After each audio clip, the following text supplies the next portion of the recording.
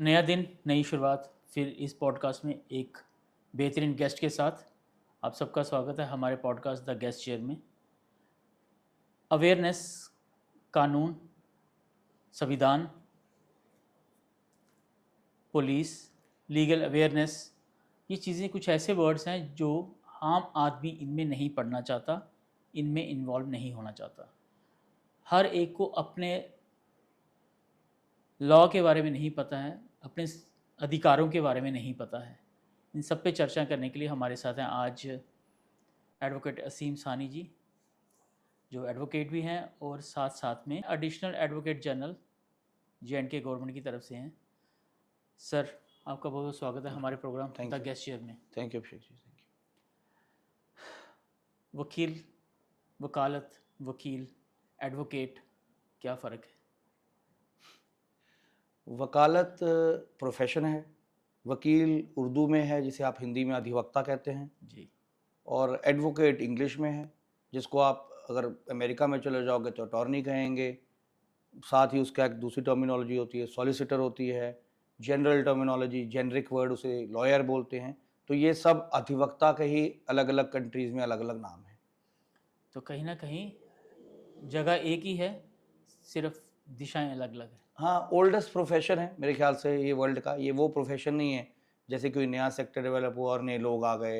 जैसे चलते चलते हमने अभी आप देख लीजिए, अब AI कोडर्स आ गए आज की डेट में। तो बिल्कुल सबसे ज़्यादा आप कहेंगे कि जी सैलरीड प्रोफेशन आज की डेट में AI कोडर्स है। कभी MBAs थे, कभी कुछ था। ये वकालत या लॉ या प्रैक्टिस ऑफ लॉ लगभग ओल्डेस्ट प्रोफेशन है। जब से इंसान को अपने हकों के लिए इंसाफ मांगने की ज़रूरत पड़ी है, राज्यों के दरबार में जाके खड़े होने की ज़रूरत पड़ी है और अपनी प्रॉब्लम बताने की ज़रूरत पड़ी है कि इसने मेरी ज़मीन मार ली, इसने मेरी भैंस मार दी, इसने मेरी चोरी कर ली, और राज्यों ने इसका फैसला किया अपने दरबारों में। तो जब जब दरबार था तब तक अदालत थी, जब तक अदालत थी उसके एडवाइज़र थे, मिनिस्टर थे, वकील थे। वकील क्या होता है? एक किस्म से कोर्ट का एडवाइज़र होता है, वो असिस्ट करता है कोर्ट को। दो पक्ष के वकील होते हैं, एक पक्ष का वकील A को सपोर्ट करता है, एक B को सपोर्ट करता है। ठीक है। अब वो चलते चलते शेप ये हो गई कि हम एक प्रोफेशनल टीम में आ गए हैं, हमें लोग एंगेज करते हैं, हमें फीस देते हैं और हम उसका पक्ष रखते हैं जी। कानून में, उसको जैसे कहते हैं लपेट के। फैक्ट्स वही रहते हैं, फैक्ट्स तो मौके के फैक्ट्स हैं। हाँ। तो कानून में लपेट के हम बताते हैं, चाहे वो सिविल हो, चाहे वो क्रिमिनल हो, चाहे वो मैट्रिमोनियल लिटिगेशन हो, चाहे वो कारपोरेट लिटिगेशन हो। आजकल इंटेलेक्चुअल प्रॉपर्टी राइट्स की लिटिगेशन आ गई। आपका चैनल है, आपने अपने चैनल का एक नाम रखा, जब वो चैनल की अच्छी फॉलोइंग हो जाएगी तो कल एक और बंदा खड़ा होगा, वो भी उसी से मिलता जुलता नाम रख लेगा। हाँ। आप मेरे पास या किसी वकील के पास जाओगे, सर ये मेरा नाम चोरी हो गया। हाँ। इंटेलेक्चुअल प्रॉपर्टी, नाम क्या था? आपकी इंटेलेक्चुअल प्रॉपर्टी। राइट। आपने कोई पेंटिंग ड्राइंग बना दी, इंटेलेक्चुअल प्रॉपर्टी। कोई लोगो डिजाइन कर दिया, इंटेलेक्चुअल प्रॉपर्टी। तो जाने अनजाने में आप दिन भर में जो जो काम करते हैं उसमें कानून घुसा होता है। अच्छा। गाड़ी चला रहे हो, सीट बेल्ट नहीं पहनी, कानून है। कानून है। चलान होगा, कानून है। गाड़ी तेज रफ्तारी से चलाई, कानून है। गाड़ी हिट हो गई, कानून है। किसी के घर के बाहर गलत पार्क कर दी, कानून ने काम किया। किसी के घर में जबरदस्ती घुस गए, ट्रेसपास बन गया। तो ये कानून ना चाहते हुए भी आपके अंदर सिविक सेंस में इम्बाइब्ड है। जब हमें बचपन में सिखाया जाता था मैनर्स एंड एटिकेट्स, हाँ। धीरे धीरे मैनर्स क्या है? मैनर्स है नॉक करके आओ। क्या था वो? आप नॉक किए बिना किसी के घर में, अजनबी के घर में घुस गए और आपने एकदम उसके गए, उसको पसंद नहीं आया, लड़ाई झगड़ा हो गया, तू मैं हो गई, वो FIR लगवा देगा ट्रेसपास की कि मेरे घर में बिना मेरी इजाजत के मेरी प्रॉपर्टी में घुसा है। वही आगे जाके ट्रेसपास बन जाती है, लोगों की प्रॉपर्टी को कब्जा करना। वो क्या होता है? Criminal trespass. रात के टाइम आपने घर में घुसे, चोरी करने की नीयत से घुसे, तो criminal lurking trespass with intent to cause theft. तो ये कहीं ना कहीं कानून ही कानून है हर जगह, हवा से लेके जमीन तक, जमीन से लेके पुलिस थाने तक, थाने से लेके कोर्ट तक, इंटेलेक्चुअल प्रॉपर्टी तक, हर जगह कानून है। जीने से लेके मरने तक हाँ, कानून हमारे साथ मतलब आपको रूल गवर्न कर रहे हैं ना। बिल्कुल। जीना कैसे है, कितनी शादियां करनी है, वरना आप कहेंगे जी मैं तो फ्री विल का आदमी हूँ, इंसान ने, भगवान ने पैदा किया, मैं 2 बीवियां रखूं, 4 रखूं। किसने रोका आपको? आपके कानून ने। अगर आप हिंदू हो तो हिंदू मैरिज एक्ट गवर्न करता है, क्रिश्चियन हो तो आपका अपना कानून गवर्न करेगा, इंडियन डिवोर्स एक्ट गवर्न करेगा। हाँ, मुस्लिम हो तो आपको अपना कानून गवर्न करेगा। तो कानून तो आ गया। बिल्कुल। उसके साथ उसकी सजा भी आ गई। हिंदू होते हुए आपने शादी दूसरी कर ली, बाइगैमी आ जाएगा। आपने क्या खाना है कानून गवर्न करता है। हम्म। क्यों? क्योंकि बनाने वाले को food safety and standard authority of India का एक्ट FSSAI जिसे कहते हो गवर्न करता है। राइट। आपने क्या खाना है वो भी गवर्न करता है। आपने घर में ऐसी कुकिंग कर दी साथ वाले को बदबू आई वो गवर्न करता है। साथ में कोई शुद्ध ब्राह्मण है आपने साथ में कुछ ऐसा कर दिया नॉनवेज या इस किस्म का तो वो कानून गवर्न करता है। तो कहीं ना कहीं मतलब आपकी फ्री विल तो है, फंडामेंटल राइट है, मेरा आजाद देश में रहता हूँ, मेरा कपड़े क्या पहनने चलना कैसे, लेकिन साथ ही साथ रिस्ट्रिक्शंस हैं जिसको फॉलो करना बहुत जरूरी है। तभी मुझे लगता है कि देश में शांति का माहौल बना रहेगा। मतलब कानून, जैसे जब बच्चा कोई लॉ ज्वाइन करता है तो उसको सबसे पहले पूछा जाता है व्हाट इज लॉ। बड़े देसी मतलब आम लफ्जों में मैं आम आदमी आपके जो ऑडियंस है उनके लिए समझाता हूँ कि कानून वो है, वो सेट ऑफ रूल्स हैं जो सोसाइटी को गवर्न करते हैं। ठीक, वो सेट ऑफ रूल्स। आपने क्या रूल बना दिया, आप क्यों कमाते हो, बैंक में पैसा आता है, पैसे से टैक्स कटता है, वो टैक्स कहाँ से आता है, इनकम टैक्स एक्ट से। आता है। वो जो आप सामान खरीदते हो उस पर GST कट रहा है, कहाँ से आ रहा है, GST एक्ट से आ रहा है, सेल टैक्स एक्ट से आ रहा है। आप क्या लगा रहे हो, क्या खा रहे हो, क्या पहन रहे हो, उन सब चीजों पर टैक्स दे रहे हो। कैसे कुकिंग करते हो उस पर, मतलब वो जो खाना आ रहा है, प्री कुक्ड फूड आ रहा है, कुक्ड फूड आ रहा है, उसको लॉ गवर्न कर रहा है। बिल्कुल। बासा खाना वो नहीं बेच सकता, अगर आपने नॉन वेजिटेरियन कहीं शॉप पे जाना है तो उसको भी उसका रूल गवर्न करता है कि भाई कितना मैंने दिन का बासा खाना इसके अलावा नहीं बेच सकता, उसके आगे चालान हो जाएगा। जैसे बेकरी शॉप है, एक दिन के ऊपर का खाना नहीं है, बेस्ट बिफोर का लिखा होगा, कुक नॉन कुक्ड फूड है, रॉ फूड है। तो मतलब मेरे ख्याल से आप यू नेम इट, हर चीज में कानून है। वही मैंने कहा कि जीने से मरने तक कानून है। बिल्कुल। आपने लॉ स्टूडेंट की बात करी जी, काफ़ी लोगों में ये समस्या रहती है, जहाँ ये इल्यूजन्स है, जहाँ ये परेशानी है कि लॉयर और एडवोकेट में फ़र्क क्या है। तो अभी जो मैंने आपको सवाल का जवाब दिया कि lawyer is a generic term और जॉनरे, ठीक है, advocate is a specific term, profession. अब इंडिया में क्या है, एडवोकेट्स एक्ट, ठीक, इंडिया में lawyer is not defined in the advocates act. Okay, what is defined as an advocate? There are two under section 16. There are two requirements. Either you can be an advocate or from an advocate you can be a senior advocate. Okay. पुराने जमाने में उसी को barrister कहा जाता था, जो बारह लॉ करके आते थे लंदन से। बैरिस्टर है जी, कौन है? अब तो बैरिस्टर नाम की कोई चीज नहीं। तो अब सिर्फ हमारे पास दो कैटेगरीज हैं, एडवोकेट्स और कुछ जब एडवोकेट सीनियोरिटी ले लेते हैं, कुछ अकम्प्लिश कर लेते हैं, तो एक senior advocate is a category, but कोई खास डिफरेंस नहीं होता एक्सेप्ट फॉर हाँ little privileges to the senior advocate, और कुछ नहीं होता। Lawyer is a generic term, हम एडवोकेट, सीनियर एडवोकेट सबको कहते हैं लॉयर, अटॉर्नी को कहते हैं लॉयर है, सॉलिसिटर को कहते हैं लॉयर है, जो प्रैक्टिस ऑफ लॉ करता है वो लॉयर है, लॉयरिंग कर रहा है वो लॉ है। ओके, अब आते हैं जनरल पब्लिक अवेयरनेस पे। क्वेश्चंस आपके लिए होंगे। आम लोगों को लीगल राइट्स के बारे में किस हद तक अवेयरनेस होनी चाहिए? अभी जैसे हमने ये कनेक्टिंग क्वेश्चन है आपके पहले जो हमने डिस्कशन की, आम लोगों को लीगल राइट्स के बारे में, तो मैंने जैसे आपको कहा कि आप उनको किस किस बात की लीगल राइट समझाओगे। बच्चा है, स्कूल में जा रहा है, हम उसको सिर्फ एक सब्जेक्ट पढ़ाते थे, सिविक्स। बिल्कुल, वो भी बड़ा तंग होकर बोलता था अब हिस्ट्री भी है, सिविक्स भी है, ज्योग्राफी भी है, जो उसको समझ हाँ जो उसको समझ नहीं है। तो सिविक्स में हम उसको क्या पढ़ाते थे?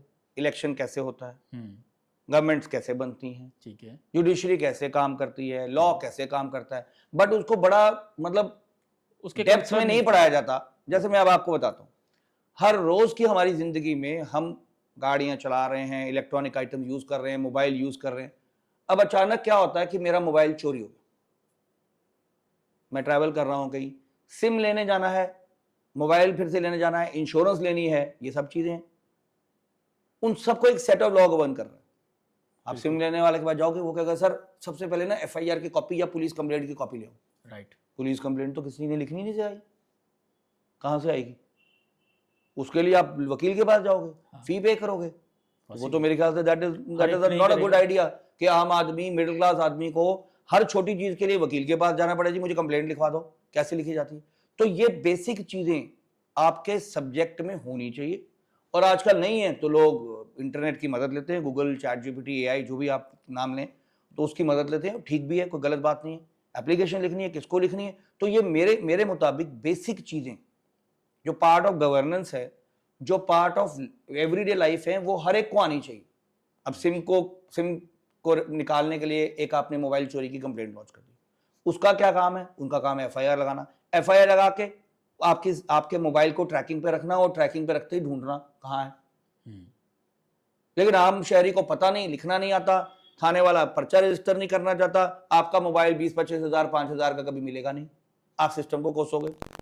क्या सिस्टम। क्या सिस्टम है जी। लेकिन साथ वाला जो जानता है लॉ को, या जो पुलिस थाने में जान पहचान है, वो अपना नंबर, IMEI नंबर ट्रैकिंग पे डलवा देगा। जैसे मोबाइल ऑन होगा वहां पकड़ा जाएगा, उसको फोन किया जाएगा कि थाने में बुलाओ, या पकड़ के लाएंगे मोबाइल, वो एक मोबाइल, उसको माफिया मांगनी पड़ जाएगी, सर गलती हो गई। गलती हो गई, मैंने तो फलाने से खरीदा, ढमकाने से खरीदा। ठीक है। मैं कई केसेस में ऐसे जानता हूँ। अच्छा। तो ये हो गया नंबर 1। नंबर 2, उसी मोबाइल की इंश्योरेंस लेनी है, वो भी आपसे मांगेगा, FIR की कॉपी ले आओ, क्या आपका मोबाइल चोरी हुआ, डैमेज हुआ, क्या हुआ, लेकर आओ। ठीक है जी। बिल्कुल। तो ये कहाँ लॉ नहीं इन्वॉल्व है। तो इसीलिए ये तो हमें देखना है कि हमने अपने बच्चों को कितना, अब आप इंजीनियरिंग कर रहे हो, या आप प्रोफेसर हो, या आप एक इवन सिंपल बिजनेसमैन हो, आम बिजनेस यही कर रहे हैं, मोबाइल चोरी का तो पर्चा लगाना आना चाहिए। घड़ी चोरी हो गई, पर्चा लगाना आना चाहिए। इतना तो पता आप लोगों की जमीनें, जायदादें हर एक की हैं, हाँ। सब, मतलब सारी जिंदगी इंसान काम करता है, तो एक बड़ी मुश्किल से एक प्लॉट या दुकान खरीदी जाती है, वो कोई ट्रेसपास कर रहा है, कब्जा करने आ रहा है, एप्लीकेशन लिखनी नहीं आती, बिल्कुल। क्योंकि करिकुलम का पार्ट ही नहीं था, किसी ने सिखाया ही नहीं। किसने सीखा नहीं। एक्सक्लूसिव रख दिया किसके लिए, वकीलों के लिए, या मैं तो कहता हूँ वकीलों का भी ये काम नहीं है। वो जो हमारे बाहर वो जो टाइपिस्ट बैठे होते हैं, हाँ। वो जो नॉन प्रोफेशनल सिर्फ प्रैक्टिस करते हैं, प्रैक्टिस करके वो बना देते हैं। अब उनका काम तोड़ रही है AI। ओके। आप AI को लिखते हो, जो भी नाम ले लीजिए, draft a complaint to police with regard to theft of my phone, वो टिक टिक टिक करके बना के देगा। ये लीजिए। नॉट बैड, सिस्टम था, दुनिया थी, कभी लोग टाइपिस्ट को ढूंढते थे, वकील को ढूंढते थे, अब वो बन गई। वो लेके जाओगे थाने में दे दोगे, पर आगे अब जमा कहाँ कराना है, रसीद लेनी है कि नहीं लेनी है, पुलिस पर्चा ना रजिस्टर करे तो क्या करना है, वहां एंटर कर जाता आपका दोस्त वकील। हाँ। वहां आप पहला कॉल अपने किसी जान पहचान के लॉयर को, दोस्त को लगाते हो कि मेरे साथ ऐसा हो रहा है, मैं क्या करूं, वो आपको टेलीफोनिकली गाइड कर देता है। क्योंकि हम लोग एक क्लोज निट सोसाइटी में रहते हैं, इतने प्रोफेशनल है नहीं, लेकिन मैं आपकी जानकारी के लिए बता दूं, the best paid profession in the western world is practice of law. क्यों? वो लोग फोन पे बात करने का भी चार्ज करते हैं, $500 $400, क्योंकि एडवाइस दे रहे हैं। एडवाइस दे रहे हैं, उनका स्टॉक इन ट्रेड एडवाइस है। राइट। हम आम शहरी, हमें फोन करता है, मेरे इवन क्लाइंट भी फोन करते हैं 2-2 घंटे, ये हो गया, वो हो गया, वो मुस्कुरा गया, वो दुखी हो गया, वो खुश है, हम लोग एडवाइस करते हैं। बिल्कुल। But at the same time आप दिल्ली बॉम्बे में किसी प्रोफेशनल लॉयर को कॉल करो, पहले तो उठाएगा नहीं, उठाएगा तो आपको बिल भेज देगा कि मैंने आपसे 10 मिनट बात की थी, 15 मिनट आपको एडवाइस दी थी। तो this is your stock in trade. तो आप ये मत समझिए। तो इसलिए कोशिश कीजिए कि जितना लॉ आप खुद ही समझ सकें रोजमर्रा की जिंदगी के लिए, खुद काम चलाएं। फिर पुलिस वाले पर्चा रजिस्टर नहीं करते, फिर आप कहते हो सर पर्चा कैसे रजिस्टर करवाना है, वो पर्चा रजिस्टर करने वाला काम आ गया कानून का, क्योंकि उसके लिए मैजिस्ट्रेट के पास जाना है। ठीक। 154 जो CRPC का होता था, आजकल 173 BNSS आ गया, 175 सबसेक्शन 3 आ गया। तो अब आपको इतना डेप्थ में जाने की जरूरत नहीं, लेकिन ये सारी सेक्शंस हैं FIR लगाने की। ठीक है। चाहे वो FIR चोरी की है, चाहे वो FIR मोबाइल चोरी की है, चाहे वो आपकी गाड़ी को कोई हिट करके चला गया उसकी है, चाहे आपकी खड़ी गाड़ी किसी ने हिट कर दी, आपके पास CCTV फुटेज है, आपकी खड़ी गाड़ी को हिट करके आपके घर के बाहर चला गया, आप बाहर जाते हो, कहते हो यार हमारी खड़ी गाड़ी को हिट करके चला गया, आप बड़े अपसेट होते हो। ठीक है। क्या करना है, कैसे पकड़ना है, कब पकड़ना भी है कि नहीं पकड़ना है। तो आम लोगों को क्योंकि लैक ऑफ लॉ नॉलेज होती है, they don't want to go to थाना पुलिस, छड़ जा, कर गया कोई बात, कोसने के अलावा हम कोई काम नहीं करते। पर वेस्टर्न वर्ल्ड अपने राइट्स के बारे में अवेयर है, हर एक world, they know how to sue. वो अपनी गवर्नमेंट्स को भी पकड़ते हैं, वो अपने लोगों को भी पकड़ते हैं। पड़ोसी ने आपके घर के बाहर कुछ गंद फेंक दिया, उसको भी सू करते हैं। बिल्कुल। Y so? बिकॉज वहां एक तो लॉ मतलब की अवेयरनेस है, लॉ की फिर इस्तेमाल है, और लॉ का इमीडिएट फैसला भी है। अब हमारे यहाँ एक दूसरी प्रॉब्लम सबसे बड़ी आती है, और जनाब कौन पढ़ेगा कोर्ट कचहरी के चक्कर में, कौन चक्कर लगाएगा, कौन वकीलों के दरवाजे रोज आएगा, इनके नखरे बर्दाश्त करेगा, इनकी फीसें देगा। भाई ये तो है। अब मैं अस्पताल जाऊंगा तो मैं कहूंगा मैं क्या करूं, मुझे बड़ी दर्द हो रही है, लेकिन कौन जाएगा, कौन लाइन में लगेगा, डॉक्टर ढंग से बात नहीं करता, बड़ा चक्कर लगवाता, मैं जाऊंगा ही नहीं। तो दर्द कौन बर्दाश्त कर रहा है? मैं। सफर तो मैं ही हुआ। तो ये ठीक है, सिस्टम के साथ इफ्सन बैठे, इसलिए मैंने एक वर्ड यूज किया कि अपने वकील को, दोस्त को ढूंढिए। हाँ, वो सही वर्ड था आपका। आप देखिए, डॉक्टर को आप दोस्त, क्योंकि आप हॉस्पिटल जा रहे हैं, कोई जरूरी तो नहीं है और डॉक्टर दोस्त ही होगा, लेकिन वकील तो हो सकता है। वकील तो प्राइवेट प्रोफेशनल है, आपके गली मोहल्ले दोस्ती रिश्तेदारी में कोई तो कोई होगा। तो सबसे पहले इतना बड़ा केस तो नहीं बन गया आपका कि फटाफट आपको इंडिया का या टॉप लॉयर चाहिए लॉयर सुप्रीम कोर्ट चाहिए, का। जो काम बेचारा एक यंग लॉ स्टूडेंट कर सकता है तो आप प्लीज उसकी हेल्प ले लीजिए, तो वो इतनी फीस तो नहीं लेता होगा, वो तो शायद खुशी से कर देगा, प्रो बोनो भी कर देगा। हाँ बिल्कुल। प्रो बोनो भी आजकल हमारे पास एजेंसीज हैं जो प्रो बोनो काम करती हैं। अच्छा। लड़के लड़कियां यंग करते हैं, कॉलेज के स्टूडेंट्स करते हैं, ग्रुप बने हुए होते हैं। हम लोग तो चलो बिजी प्रोफेशनल लॉयर्स हैं, हाँ लेकिन हमारे पास भी इतने सारे बच्चे होते हैं जो प्रो बोनो काम करते हैं। और मेरे ख्याल से ये अब तो लीगल सर्विस अथॉरिटी धीरे धीरे प्रो बोनो वर्क मैंडेटरी कर रही है। प्रो बोनो हो गया जो फ्री ऑफ कॉस्ट किया जाता हाँ है। मैं समझ रहा था। तो प्रो बोनो मुझे लगता है कि हर एक को करना चाहिए, बुजुर्गों की सेवा के लिए, बुजुर्गों के राइट्स के लिए, औरतों के जैसे हकों के लिए, जैसे अभी आपने हाँ। कहा। तो ये कई सारे काम हैं जो लॉयर्स को भी प्रो बोनो करने चाहिए, लॉ स्टूडेंट्स को भी करने चाहिए। करनी चाहिए। ऐसे मिथ या गलत फहमी को दूर करना चाहेंगे जो लोग कानून के बारे में रखते हैं। ऐसे तो बड़ी सारी मिथ्स होंगी, क्योंकि मिथ्स तो time to time and region centric होगी। हाँ हमारे यहाँ एक बहुत बड़ी मिथ क्या है, वो that is rising out of a genuine problem. फैसले टाइम पे नहीं होते। सिविल मुकदमा आज शुरू करेंगे खाली मकान खाली कराने का, दुकान खाली कराने का, किराएदार के ऊपर मकान मालिक का या मकान मालिक के ऊपर किराएदार का, वो जी कई साल लग जाते हैं, फैसले नहीं होते। ठीक। तो उसका क्या फायदा लेते हैं जब आप कानून के सीधे रास्ते का फायदा नहीं ले रहे। उसके एक मिथ फैला दी गई है कि होता ही नहीं है जी अदालतों में कुछ, तो लोग सेकंड, क्योंकि लोगों को मजबूरी है, कहाँ जाते हैं, कॉम्प्रोमाइजेस की तरफ या माफिया की तरफ। आपको कोई सलाह देगा, अभिषेक जी और छोड़ो जी, ये क्वार्टर आपका कैसे खाली होगा, ये रूम तो कभी नहीं खाली होगा, जो घुस गया किराएदार वो तो 200 साल बैठा रहेगा, अब तो आप फंस गए वकीलों के चक्रों में, छोड़ो जी, मैं उस फलाने फलाने को जानता हूँ, वो आपसे इतने पैसे लेगा, वो 2-4 बदमाश भेजेगा, लड़ाई हो जाएगी, वहां मारे मुरे के उसको बाहर निकाल देंगे। ठीक। तो आप क्या कर रहे हो, सलाह देने वाले ने इलीगल सलाह दी और मानने वाले ने इलीगल माना, और काम क्या किया, इलीगल। मुझे नहीं पता वो खाली करवा पाएगा नहीं करवा पाएगा, लेकिन अगर एफआईआर रजिस्टर हो गया फिर उसको लग गई, फिर जहाँ पे एक केस था अब 2 केस हो गए। दो के क्या, वो क्रिमिनल केस बन गया। ठीक। मारने वाले ने अगर आपसे जो है कुछ ज्यादा मार दिया, ये तो आप सुपारी दे रहे हो एक किस्म की, हाँ, ये कोई प्रोफेशनल वर्क थोड़ी ना है, ये तो इलीगल वर्क है। ठीक है। तो फिर आजकल लोग कहते हैं जी हम ऐसा करते हैं, हम थाने में ले जाते हैं। तो आजकल एक नई मिथ बनी हुई है, आई डोंट से कि ये असली में है, हुआ भी होगा लोगों से, कि थाने में जाके थानेदारों को मतलब रिक्वेस्ट करो या पैसा दो, वो आपको किसी दोनों पार्टियों को थानों में बुलाएंगे और थानों में सिविल डिस्प्यूट का फैसला करेंगे, जो कि थाने में इख्तियारात ही नहीं। ये मिथ भी है कि पुलिस वाला हर किस्म के फैसले करवा सकता है। हाँ।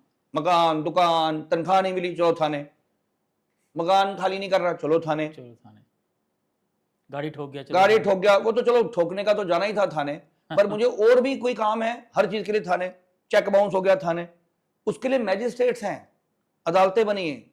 चेक बाउंस की कार्रवाई या सिविल डिस्प्यूट, पति पत्नी का झगड़ा, पति पत्नी का हर झगड़ा थाने के लिए नहीं होता है, पर मोस्टली लोग जाते हैं तभी घर बर्बाद हो रहे हैं। लोगों को लैक ऑफ अवेयरनेस है, पता नहीं है जाना कहाँ है। तो इसीलिए मैं आपको बता रहा हूं कि देखने में यह आया है कि अवॉइड लोगों को थाना करना चाहिए, अवॉइड लोग अदालत को कर रहे हैं, वकील को कर रहे हैं, वो समय बड़ा लगाएगा, ये जल्दी करवा देंगे। तो यही तो गलत है, यही तो गलत है। ये मिथ था। जबकि हर चीज की पावर कोर्ट्स के पास है, मैजिस्ट्रेट के पास है, थानेदार सिर्फ एग्जीक्यूटर होता है। हाँ। जैसे मैं आपको छोटा सा एक एग्जांपल बताता हूँ, जहां से बात शुरू हुई थी। आपका लेट से आपका आपके पापा का कोई मकान है, आपने रेंट पे चढ़ाया हुआ, अब जरूरत पड़ गई अपना बिजनेस एक्सपैंड करने की या अपना कुछ बनाने के लिए, आप उनको रिक्वेस्ट करते हो भैया खाली कर दो, नहीं खाली करते हो, फिर आप क्या करोगे, थाने जाओगे। कानून का रास्ता है, कुछ को लॉयर करो, नोटिस भेजो, टर्मिनेट करो उसके साथ टेनेंसी, पर वो थाने में वो थाने चला जाता है। अब थाने वाला अगर तो उसको थोड़ा सा धमकाने की कोशिश करेगा, लेकिन अगर वो आदमी भी अच्छा रसूखदार हुआ, पढ़ा लिखा हुआ, सियाना हुआ, तो वो थाने वाले के जो concern SHO, inspector, sub inspector होगा, उस पर भी केस कर देगा कि इसने मुझे धमकाया, आपको भी कर देगा, उस पर भी कर देगा, ये मुझे हरास कर रहे हैं, ये मुझे धमका रहे हैं, क्योंकि एसएचओ वो अब्यूज ऑफ अथॉरिटी कर रहा है, उसकी अथॉरिटी नहीं है।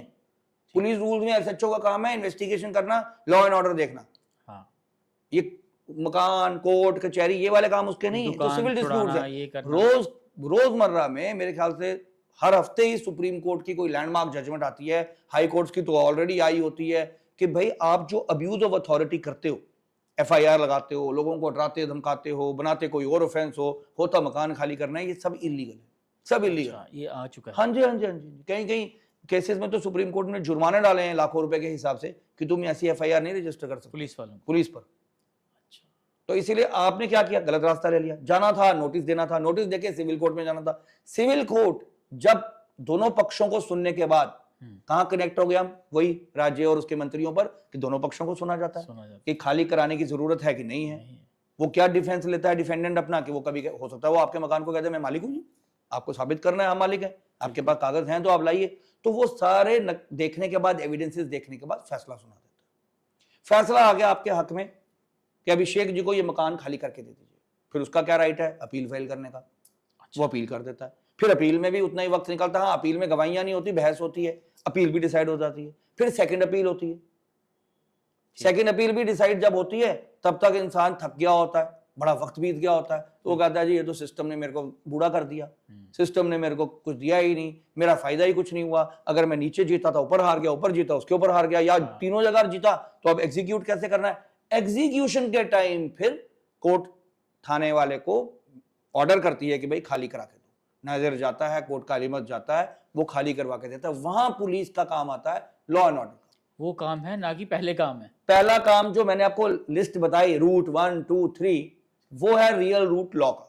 हाँ। और 4 नंबर पे एसएचओ या कंसर्न्ड एसपी आता है खाली कराने के लिए। हम क्या करते हैं, 3 स्टेप्स को अवॉइड करते हैं, डायरेक्ट थाने में पहुंच जाते हैं, रिवर्स चलते हैं। और वो भी गलत करता है उसका। कई आजकल अब पढ़े लिखे सियाने पुलिस वाले हैं जो कह देते हैं ये हमारा काम नहीं है, सिविल डिस्प्यूट है, अब जाइए। लेकिन सिविल डिस्प्यूट को क्रिमिनल बनाने में वो भी माहिर है और हम लोग भी माहिर हैं। क्योंकि क्रिमिनल में क्या होता है, इंसान जल्दी डर जाता है, घबरा जाता है, हाथ पैर ठंडे हो जाते हैं, कौन थानों में जाएगा, कौन कोर्ट कचहरी में जाएगा, तो वहां होता है। सिविल से लोग सोचते हैं क्या जी वकील के पास जाना, तारीख पड़ती रहेगी, कहीं कहीं साल कहीं कहीं महीने तक तारीख पड़ती है। वो मिथ नहीं है, वो हमारे सिस्टम पे एक ब्लैक स्पॉट है। अच्छा, वो मिथ नहीं, ये मिथ है, ये रॉन्ग एक नोशन है, रॉन्ग आइडिया है। लोग मजे से गलत काम करते हैं। क्यों? क्योंकि उसके विपरीत, उसके एग्जैक्टली ऑपोजिट जो रास्ता कानून ने दिया वो बड़ा लंबा है, बड़ा टीडियस है, बड़ा थका देने वाला है, और आदमी जिंदगी गवा बैठता है अपना एक मकान खाली कराने में। ये जस्ट एक एग्जांपल दे रहा हूं मैं आपको, that the black spot on Indian judiciary as on date is delay in decision of the case. उसका रीजन जो जजेस हैं उनकी कमी है या सिस्टम ही कुछ गड़बड़ है? पर कैपिटा पॉपुलेशन के हिसाब से जजेस की शॉर्टेज। हाँ, जो आपने मुझे पहले सवाल पूछा, आपको जजेस यूएस के कंपैरिजन में इंडिया में हमारा जज हेवीली ओवरवर्क्ड है, हेवीली ओवरवर्क्ड। एक जज छुट्टी पे चला गया, उसका चार्ज भी दूसरे को दे देते हैं। ठीक, अब सैलरी तो एक ही की दे रहे हो, सिविल भी करेगा, क्रिमिनल भी करेगा। पहले तो रजिस्ट्रियां भी करते थे, अब रजिस्ट्रियां चलो 370 जब डाइल्यूट हुआ तो रजिस्ट्रियां वहां चली गई एसडीएम्स के पास। अब वो डबल वर्क्ड है, वो रेवेन्यू का काम भी करते हैं, रजिस्ट्रियां भी करते हैं, but that's a separate issue. हमारे वाले रजिस्ट्रियां भी करते थे, एफिडेविट भी अटेस्टेशन करनी है, फैसले भी करने हैं, जजमेंटें भी लिखनी है, लोक अदालत भी बनानी है, गवाहियां भी लेनी है। 164 की गवाहियां विटनेस आ गया मर्डर केस में, रेप केस में, उसको 1-1 घंटा 2-2 घंटे उसकी कहानी अकेले बैठ के सुननी है, रिकॉर्ड करनी है। तो हेवीली वर्क्ड नहीं, हेवीली ओवरवर्क्ड। तो ये एक सेकंड चीज है। थर्ड, सिर्फ पावर नाम की है। एक्चुअली मैजिस्ट्रेसी में, जुडिशरी में आप इंडिपेंडेंट जरूर कहते हैं, लेकिन इनके हिसाब से इनका पैरामीटेरिया रैंक होता है एडमिनिस्ट्रेशन में तहसीलदार, एसडीएम्स। उनके बाद हर तहसीलदार के पास गाड़ी है, ठीक, ड्राइवर है, फैसिलिटीज है, उसी गवर्नमेंट ने दी हुई है। हाँ, बिल्कुल। लेकिन जो जेके एएस लॉ की करके आएगा, जिसे आप केसीएस जुडिशियल कहते हो, ठीक, उसको वो फैसिलिटी नहीं है जेके एएस वाले को। मैं ऐसे कई केसेस में जानता हूं, हमारे प्रैक्टिसिंग लॉयर्स ने जेके एएस भी क्लियर किया और जुडिशरी मुंसिफ के एग्जाम भी क्रैक किया। अब दोस्त के पास ऑप्शन थी, आज मैं आपको ऑप्शन दे देता हूं जी, आज आपको 2 अपॉइंटमेंट ऑर्डर दे रहा हूं, मुंसिफ भी बना रहा हूं, जज, सिविल जज, जूनियर डिवीजन फर्स्ट क्लास, और तहसीलदार, कौन सा ऑप्ट करोगे? फंक्शनल मैनेजर डीआईसी, कौन सा ऑप्ट करोगे? मतलब वो पहली है। हाँ। आपका सेल टैक्स ऑफिसर, कौन सा ऑप्ट करोगे? वो बच्चा जुडिशरी छोड़ के जेके एएस में चला गया, सिविल सर्विसेज में, क्योंकि उसको बेटर वहां फैसिलिटियां नजर आई, बेटर ग्रोथ नजर आई, हाँ, बेटर वर्क नजर आया। यहाँ ओवरवर्क, ट्रांसफर, फैसिलिटीज कम। तो ये हमारे बच्चों के लिए भी मैं बात करूंगा, मैं ये नहीं कहूंगा कि उन्हीं पर कसूर आ रहा है। हाँ, वो भी पहले ओवरवर्क्ड हैं, लेस फैसिलिटीज हैं, स्टाफ कम है, स्टेनोग्राफर नहीं है, ये नहीं है, पर फिर भी देखिए जैसे कहते हैं होल्डिंग ऑन द फोर्ट, हर एक ने अपना अपना मोर्चा पकड़ के रखा। बिल्कुल। और इंडियन जुडिशरी की आज भी लोग मिसाल देते हैं, आज भी हमारे पास ऐसे ऐसे काबिल जजेस, काबिल बच्चे घरों से आए हैं कि कम तनख्वाहें होने के बावजूद, कम फैसिलिटीज होने के बावजूद भी मोर्चा पकड़ के रखा हुआ है। इज्जतदार नौकरी है, इज्जतदार और पावरफुल। मैं ये नहीं कह रहा, जब वो बच्चा जो कल तक यूनिवर्सिटी में था, लाइब्रेरी में घूम रहा है, मोटरसाइकिल पे बैठ रहा है, अचानक वो जुडिशियल ऑफिसर बन जाता है, मुंसिफ बन जाता है। जब वो अपनी कोर्ट में बैठता है, अंग्रेजों ने एक चीज हमें दी है कि वो इंडियन जुडिशियल सिस्टम, तो वो जब वो कोर्ट में बैठता है, बड़े बड़े हमारे जैसे या हमसे भी बड़े बुजुर्ग वकील आते हैं और वो योर ऑनर बोलते हैं, तो देन दैट इलेट्स योर कॉन्शियस। घमंड की बात नहीं, बट खुशी की बात तो है ना। आपका कल बच्चा जज बनेगा, आप उसकी कोर्ट में जाओगे, देखोगे बड़े बड़े, अच्छा पुलिस वाला आ रहा है तो सैल्यूट मारता है, क्योंकि चेयर को सैल्यूट होती है। हाँ, ऑब्वियसली। तो वो चीज तनख्वाह से कहीं गुना ज्यादा बेटर होती है। वो आपका वो फीलिंग, हाँ, टाइम, डोपामाइन और वो बाकी आपके हार्मोन सिक्रीट करते हैं, it gives you power. That feeling of power is good, but at the same time with that feeling of power, when you enjoy power, you should also feel कि it is a sacred duty upon me. क्या काम है आपका? आपका खुदाई काम है। आपका काम वो वाला है जो रब करता है फैसला। हम हर रिलीजन में बात करते हैं, एक दिन तेरा फैसला होगा, एक दिन उसकी अदालत में फैसला होगा। किसकी अदालत है? यानी कि जो काम आप इंसानी जामे में बैठ के कर रहे हो, वो भी करता है हेवेंस में ऊपर। जब आप ऊपर जाओगे, आपके फैसले किए जाएंगे आपके कर्मों के अनुसार। यही हमारे उपनिषद, गीता, कुरान सारी यही कहता है। जजमेंट डे क्रिश्चियंस भी यही कहते हैं, राइट। इस्लाम में भी ये बताया जाता है कि जिस दिन वो खुदा फैसला करेगा। तो आप कहीं ना कहीं इंसानी तौर पे डिवाइन ड्यूटी कर रहे हो, और उस डिवाइन ड्यूटी में जब आप सिफारिश, जब आप पावर, जब आप घमंड, जब आप ये चीजें आने देते हो, ये इंफेक्शियस है। आपको ये जरूर समझना है कि ये कुर्सी मुझे उस खुदा ने, रब ने, परमात्मा ने इतने दिन के लिए दी है कि मैं लोगों का भला कर सकूं और मन से कर सकूं। कोई औरत आ रही है, कोई मजलूम आ रही है, खर्चा नहीं मिल रहा जी, मेरे को इसने मार दिया है, मेरा मकान नहीं खाली हो रहा, मेरे मकान पे गुंडे कब्जा कर रहे हैं। आपका काम है एसएचओ को डायरेक्ट करना, ना कि एसएचओ को काम है फैसले करवाना। You have to see the pain of people and then decide according to law. आपको रब ने अथॉरिटी तो आपको दी है ना। बिल्कुल। आप तो नहीं जाते एसएचओ पर सैल्यूट मारने के बाद। एसएचओ आता है आपके पास, आपके पास पावर है, ऑर्डर है, कानून है, हर चीज है, बट डिलीवरी क्या आपकी है? उस डिलीवरी में हम वीक क्यों हैं? चलो शॉर्टेज ऑफ जजेस है, ठीक है, लेकिन जहां जज है वहां दिन में अब होता क्या है? मैं आपको लोअर जुडिशरी की बात करता हूं, though I am a practicing lawyer of high court and rest of the courts, but मैं नीचे की भी बात करूंगा, क्योंकि आम आदमी का सबसे पहला इंटरफेस नीचे की जुडिशरी में होता है।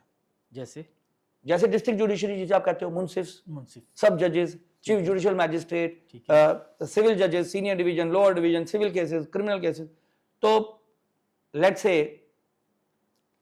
एक बच्ची के साथ छेड़खानी हुई, लेट्स से एक एग्जांपल ले लेते हैं। पहले तो हमारे सिस्टम में माँ बाप बच्ची की छेड़खानी रिपोर्ट ही नहीं करते, 90%। आधे गुंडे बदमाश लफंगे वहीं छूट जाते हैं। ठीक। पर कोई मेरे आपके जैसा उठता है, वो कहता है नहीं मैं नॉनसेंस बर्दाश्त नहीं करूंगा, मैं रिपोर्ट करूंगा। रिपोर्ट कर देते हो, पर्चा लग जाता है। अब क्या कानून है, मैं आपके माध्यम से सबको समझा दूं। पर्चा लगाना, एक दिन की arrest, this is not justice system. Justice system ये कहता है कि किसी ने लड़की को छेड़ा, हाथ लगाया, आंख मारी, स्टॉकिंग की, साइबर बुलिंग की, या ऑनलाइन गलत मैसेज भेजा, ठीक, पॉर्न कुछ उसको भेज दिया, ठीक, उसको एफआईआर लगा के बुक करो। बुक करके 1-2-4 दिन अंदर अरेस्ट रखना नहीं कानून है। गलतफहमी है ये हमारी। जस्टिस नहीं है वो, नहीं, वो कानून ही नहीं है। अच्छा, कानून ही नहीं है, क्योंकि कानून ये है प्रिजम्पशन ऑफ इनोसेंस। कानून ये कहता है कि जब तक मुल्जिम को गिल्टी करार ना करे कोर्ट, तब तक ही और she is to be presumed innocent. हम उसका रिवर्ब ले लेते हैं। मुझे आज गुस्सा आया हुआ, मैंने पर्चा लगवाया, ये तो गिल्टी है, इसको अभी दे दो सजा। नहीं होती सजा, वो बेल करवा लेता है। हम डिमोरलाइज हो जाते हैं, क्योंकि हमें समझाया ही नहीं किसी ने कि भैया बेल तो उसका हक है। हाँ। लेकिन तुम्हारा क्या काम है? तुम्हारा काम है पब्लिक प्रोसिक्यूटर के बाद पीछे भाग के, अपना वकील करके, शॉर्टेस्ट पीरियड में उसको सजा करवाओ। अब वो सजा कैसे होती है? चालान प्रेजेंट होता है। ठीक। लड़की को छेड़ने का, बेल तो हो गई, आप बेल पे ही छोड़ देते हो हौसला, ओह बेल हो गई जी, अब तो कुछ नहीं रहा। मोस्टली ऐसा ही होता है। बेल इज उसका हक, the right of the accused. Right. ये किसने आपको कहा बेल नहीं? अगर आपके बच्चे पर मैं कोई झूठा केस डाल दूं तो आपके बच्चे को अंदर खवाऊंगा क्या? उसका बेल का राइट है? एंड क्या है? एंड है उसको सजा करवाना। वो एक क्रिमिनल जस्टिस सिस्टम का एंड है टू दी पनिशमेंट, जहां सजा होनी चाहिए। अब वहां या तो हम लोग हौसला छोड़ देते हैं, या हम अगर सिस्टम समझते हैं, फॉलो करते हैं, तो सिस्टम हमें तोड़ देता है। क्यों? क्योंकि चलान प्रेजेंट हुआ। अब तो बीएनएसएस कह रही है, बीएनएसएस ने अब काफी रिमार्केबल चेंजेस लाए हैं जो कि नहीं थे सीआरपीसी में, और इतने साल के बाद लाए हैं। मैं मुबारकबाद देता हूं गवर्नमेंट को, but still those have to be मतलब ऑन ग्राउंड इम्बाइब्ड। चार्ज इतने दिन में लगेगा, इतने दिन के अंदर कार्रवाई शुरू होगी, गवाहियां इतने दिन में होंगी। फिर वो चलान प्रेजेंट होता है जिसे आप चार्जशीट लेइंग कहते हो। चलान प्रेजेंट होते ही क्या होता है, उसको चार्जशीट करना है। कई कई साल निकल जाते थे जी, वो कभी एक मुलजम नहीं आया, कभी उसका दोस्त नहीं आया, कभी मिस्टर ए नहीं है, कभी मिस्टर बी नहीं है, कभी उनका वकील नहीं है, कभी जज नहीं है, कभी मैं नहीं हूं, कभी गवाह नहीं है। बंदा कहता है 5 साल तो हो गए, इनको चार्ज नहीं लगाया किसी ने, सिस्टम में क्या लगेगा। फिर वो चार्ज लगता है। ठीक। चार्ज लगने के बाद कहा जाता है प्रोसिक्यूशन को, पुलिस वालों को, कि गवाहियां लाओ। अब पहला गवाह कौन है? वो बच्ची। ठीक। वो आज कोर्ट में आती है, ओ जी आज तो मुलजम नहीं आया हुआ, चलो जी वापस डेट पड़ गई। डेट पड़ गई। उसको मिल गई क्या? डेट। उसकी मम्मी पापा, वो 4 साल बाद वो कहीं कॉलेज में पढ़ रही है या कहीं शादी कर ली हुई है, वहां से बुलाओ। फिर वो शर्म करते हैं। फिर दूसरी डेट पड़ती है, तब जी वकील साहब नहीं आए। तीसरी डेट पड़ती है, जी आज वो जी ये नहीं होगा, वो नहीं होगा, ये लाओ। फिर शुरू होती है गवाही, तो उसको उल्टे सीधे सवाल पूछे जाते हैं। तो वो सिस्टम में, जैसे हमारे सुप्रीम कोर्ट के जजेस ने किसी बहुत अच्छे मतलब मौकों पे कहा है और जजमेंट में भी कहा है, the process becomes the punishment. कि इस प्रोसेस ही पूरी पनिशमेंट बन जाती। किसके लिए? वो कहता है मेरा फैसला नहीं हुआ, मेरे पास झूठा केस डाला था। अगर उसकी तरफ से मैं बात करूं, मुलजिम की तरफ से, तो जनाब मेरी जिंदगी के तो 5-6 साल एक झूठे केस में निकल गए। ना मैं कहीं जा सका, हाँ, मेरा पासपोर्ट नहीं बना, मेरी नौकरी नहीं हुई, मेरा कुछ नहीं हुआ, मैं वहां फंसा रहा। तो एफआईआर ने उसको भी फंसा दिया। ये कहती है जनाब मेरे साथ छेड़खानी की, 5 साल 6 साल में थक गई, मैंने छोड़ दिया केस, मैं केस ही वापस ले रही हूँ। तो वो बरी हो गया 6 साल बाद। आपने सिस्टम को कोस दिया गालियां निकाल के कि 6 साल लगा रहा, होया कख नहीं जी, मोए ने दाल तो चुके लगता कख नहीं। बिल्कुल, हम कई बार रोज सुनते हैं, जैसे आप मिथ कह लीजिए या रोजमर्रा का कह लीजिए। अब वहां मुझे दुख होता है ये सोच के कि आप eight the end of the day चाहते क्या थे? एक ट्रायल, धुआंधार फर्स्ट क्लास फटाफट ट्रायल, महीने के अंदर, 2 महीने में, 3 महीने में खत्म हो, 2 महीने के अंदर इंसान का जो है एक जजमेंट आए, सजा या बरी, बात खत्म। ये जो डिले इन द सिस्टम है, डिले इन द प्रोसेस है, कहीं ना कहीं कानून ये फेटल है टू द सिस्टम। अब कंपेयर टू इंडिया, यूएस में, यूके में, वेस्टर्न कंट्रीज में जल्दी होते हैं। मैं कह रहा हूं, आप में पॉकेट मार का केस है, बेल वेल का तो कंसेप्ट वहां पे भी ऐसे ही, इमीडिएट बेल वहां पे दे देते हैं। हाँ, हैबिचुअल हो, आप बार बार करते हो, नारकोटिक्स है तो कुछ केसेस में बेल नहीं मिलती। मैनस्लॉटर है, और मैनस्लॉटर हो गया मतलब आपने बंदे को मारा है, कुछ किया, तो वो वहां पे बेल नहीं मिलती। लेकिन मैक्सिमम लोगों को क्रेडेंशियल्स पे, उनकी पैसे पर, उनके कितना वो अच्छे सोसाइटी में, उनको बेल मिल जाती है। Bail is what is bail? Bail is कि आपको मैं सलाखों से बाहर छोड़ रहा हूं श्योरिटी के ऊपर।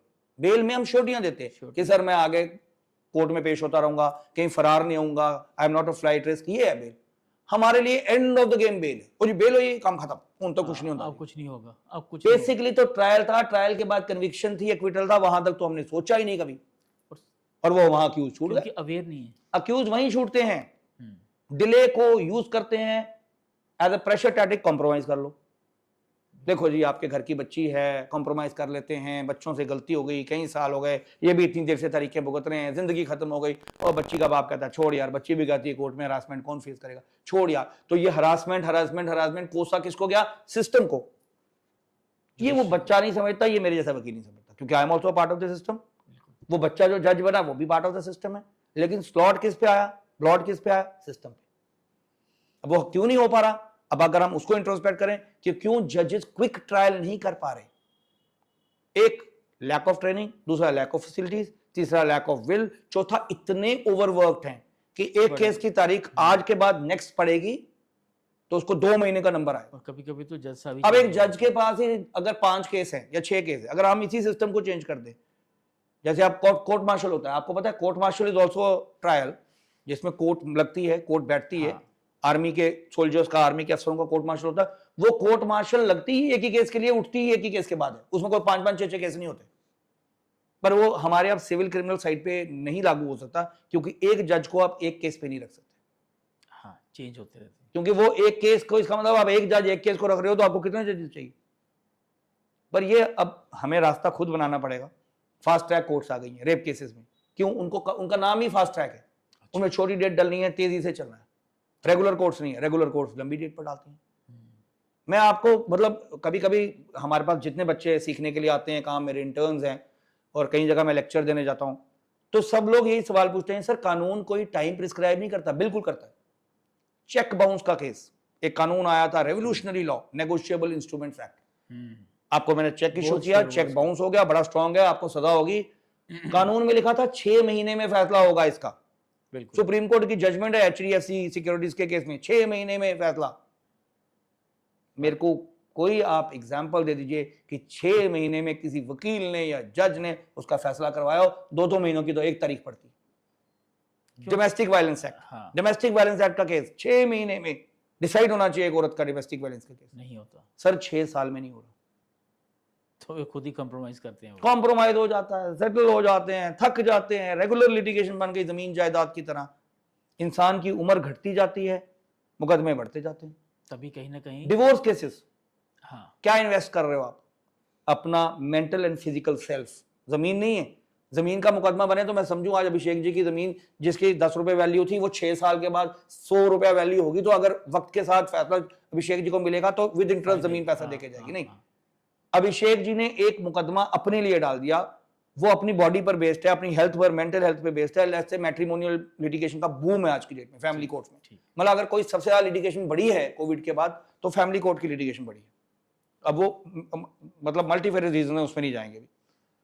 अब क्या है जी कि फैमिली कोर्ट में असूलन under Hindu marriage act case को 6 महीने में डिसाइड होना है, 3 महीने में, 6 महीने में अपील डिसाइड होनी है। मतलब ऐसे 6+3, 6 मंथ्स का ट्रायल, 3 महीने का अपील। सॉरी सर, ना अपील जाती है अदालत हाई कोर्ट में क्योंकि वो हाई कोर्ट के डोमेन में आता है, ना 3 महीने में अपील डिसाइड होती है कभी, ना 6 महीने में ट्रायल डिसाइड होता है। आपका ट्रायल कुछ नहीं तो 5 से 6, 6 से 10 साल भी कई लोगों को लग जाते हैं। वो डिपेंड करता है कि वो जुडिशियल ऑफिसर कितना तेज है। और एक जुडिशियल ऑफिसर एक टेन्योर के लिए आता है, वो टेन्योर बेस्ड पोस्टिंग होती है, 2 साल, 1.5 साल, 2 साल में उसमें ट्रांसफर होना होता है, चेंज होना। तो आप किसको रिस्पॉन्सिबल ठहराओगे? तारीखें वैसे ही पढ़नी है 2-2 महीने की। तारीख से मुझे एक चीज़ याद आ रही, तो यहाँ पे जितनी हमारी अभी तक बात हुई है, मुझे सनी देओल का वो डायलॉग सच में मुझे लगता है फाइनली वो मैं एडमिट करता हूँ वो है एक खब्बा हमारे सिस्टम पे। हाँ। इल्जाम को ही करना, तो मैं आपको मेडिसिन बता देता हूँ। आप हॉस्पिटल में जाएंगे, लोग खुश हैं, हॉस्पिटल में खुश हैं लोग सरकारी दफ्तरों में खुश हैं, पटवारी के दफ्तर में खुश हैं, रेवेन्यू का मिल जाता है आपको एक्सट्रैक्ट इजीली। तो आप एक अदायरे को पकड़ के उसको बैशिंग नहीं कर सकते। मैं खुद एडमिट कर रहा हूं हमारे अदायरे की कमजोरियां क्या हैं, लेकिन एट द सेम टाइम अगर कोई फंडामेंटल राइट्स को आपके प्रोटेक्ट करता है, आपको थानेदारों से जमानतें देता है, वो यही सिस्टम है। मजलूम को बचाता है बदमाशों से, यही सिस्टम है। अमीर शाम को आपको किक मार के बाहर नहीं निकाल देगा आपके मकान से, यही सिस्टम है जो स्टे देता है, बचाता है, इंसाफ करता है। तो ऐसे we should not be thankless to the people who are working day and night, चाहे वो जुडिशरी में हैं, लॉयर्स हैं, जजेस हैं, हाई कोर्ट में है। आज इतनी जजमेंट आप पकड़ते हो, इतने कानून हैं, वरना तो आपको देखिए right to speech and freedom है। आप ट्विटर पे जिसे आजकल एक्स कहते हैं, आप कोई अपनी मन की बात लिख दी आपने, कोई गवर्नमेंट आपको बुक कर लेती है शाम को, कौन छोड़ता है आपको? कोई पॉलिटिकल एंगेजमेंट की वजह से, आपकी थिंकिंग की वजह से कोई बुक कर लेगा, कौन छोड़ता है आपको? ठीक है, तो ये अदालतें ही ना जो छोड़ती। तो ये हमें इतना नहीं सोचना चाहिए अदालतों में ये है। मैं आपको कमियां ऐसे गिनवा रहा हूं कि ये कमियां अगर हमारी दूर हो जाएं, अगर सिस्टम सोचे ऐसे, तो this system will be flawless and perfect.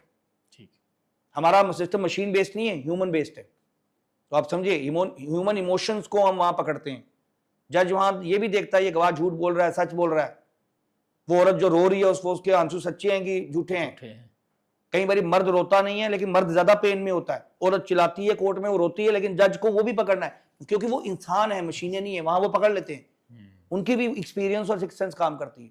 But ये मैं मतलब मेरा कहने का ये मतलब है कि ऑप्टिमिज्म और पेसिमिज्म में यही है कि जब आप ग्लास में पानी देखते हैं तो कई लोग आधा खाली देखते हैं, कहीं आधा भरा हुआ देखते हैं। ठीक, ऑप्टिमिस्ट, पेसिमिस्ट एंड रियलिस्ट। तीसरा रियलिस्ट। हम बात यहाँ रियलिज्म की कर रहे हैं, रियलिस्ट की कर रहे हैं कि सिस्टम में पॉजिटिव साइड भी हैं, नेगेटिव साइड्स भी हैं, और रियलिटी ये है ऑन ग्राउंड कि आप लोग गलत चले जाते हो, मिसगाइड होके इधर उधर, थाने बदमाश, इसके चक्कर में। The real course is in the courts, और कोर्ट्स काम करती हैं, इसीलिए करती हैं, अदायरा काम कर रहा है और एब्सोल्युटली फंक्शनल अदायरा।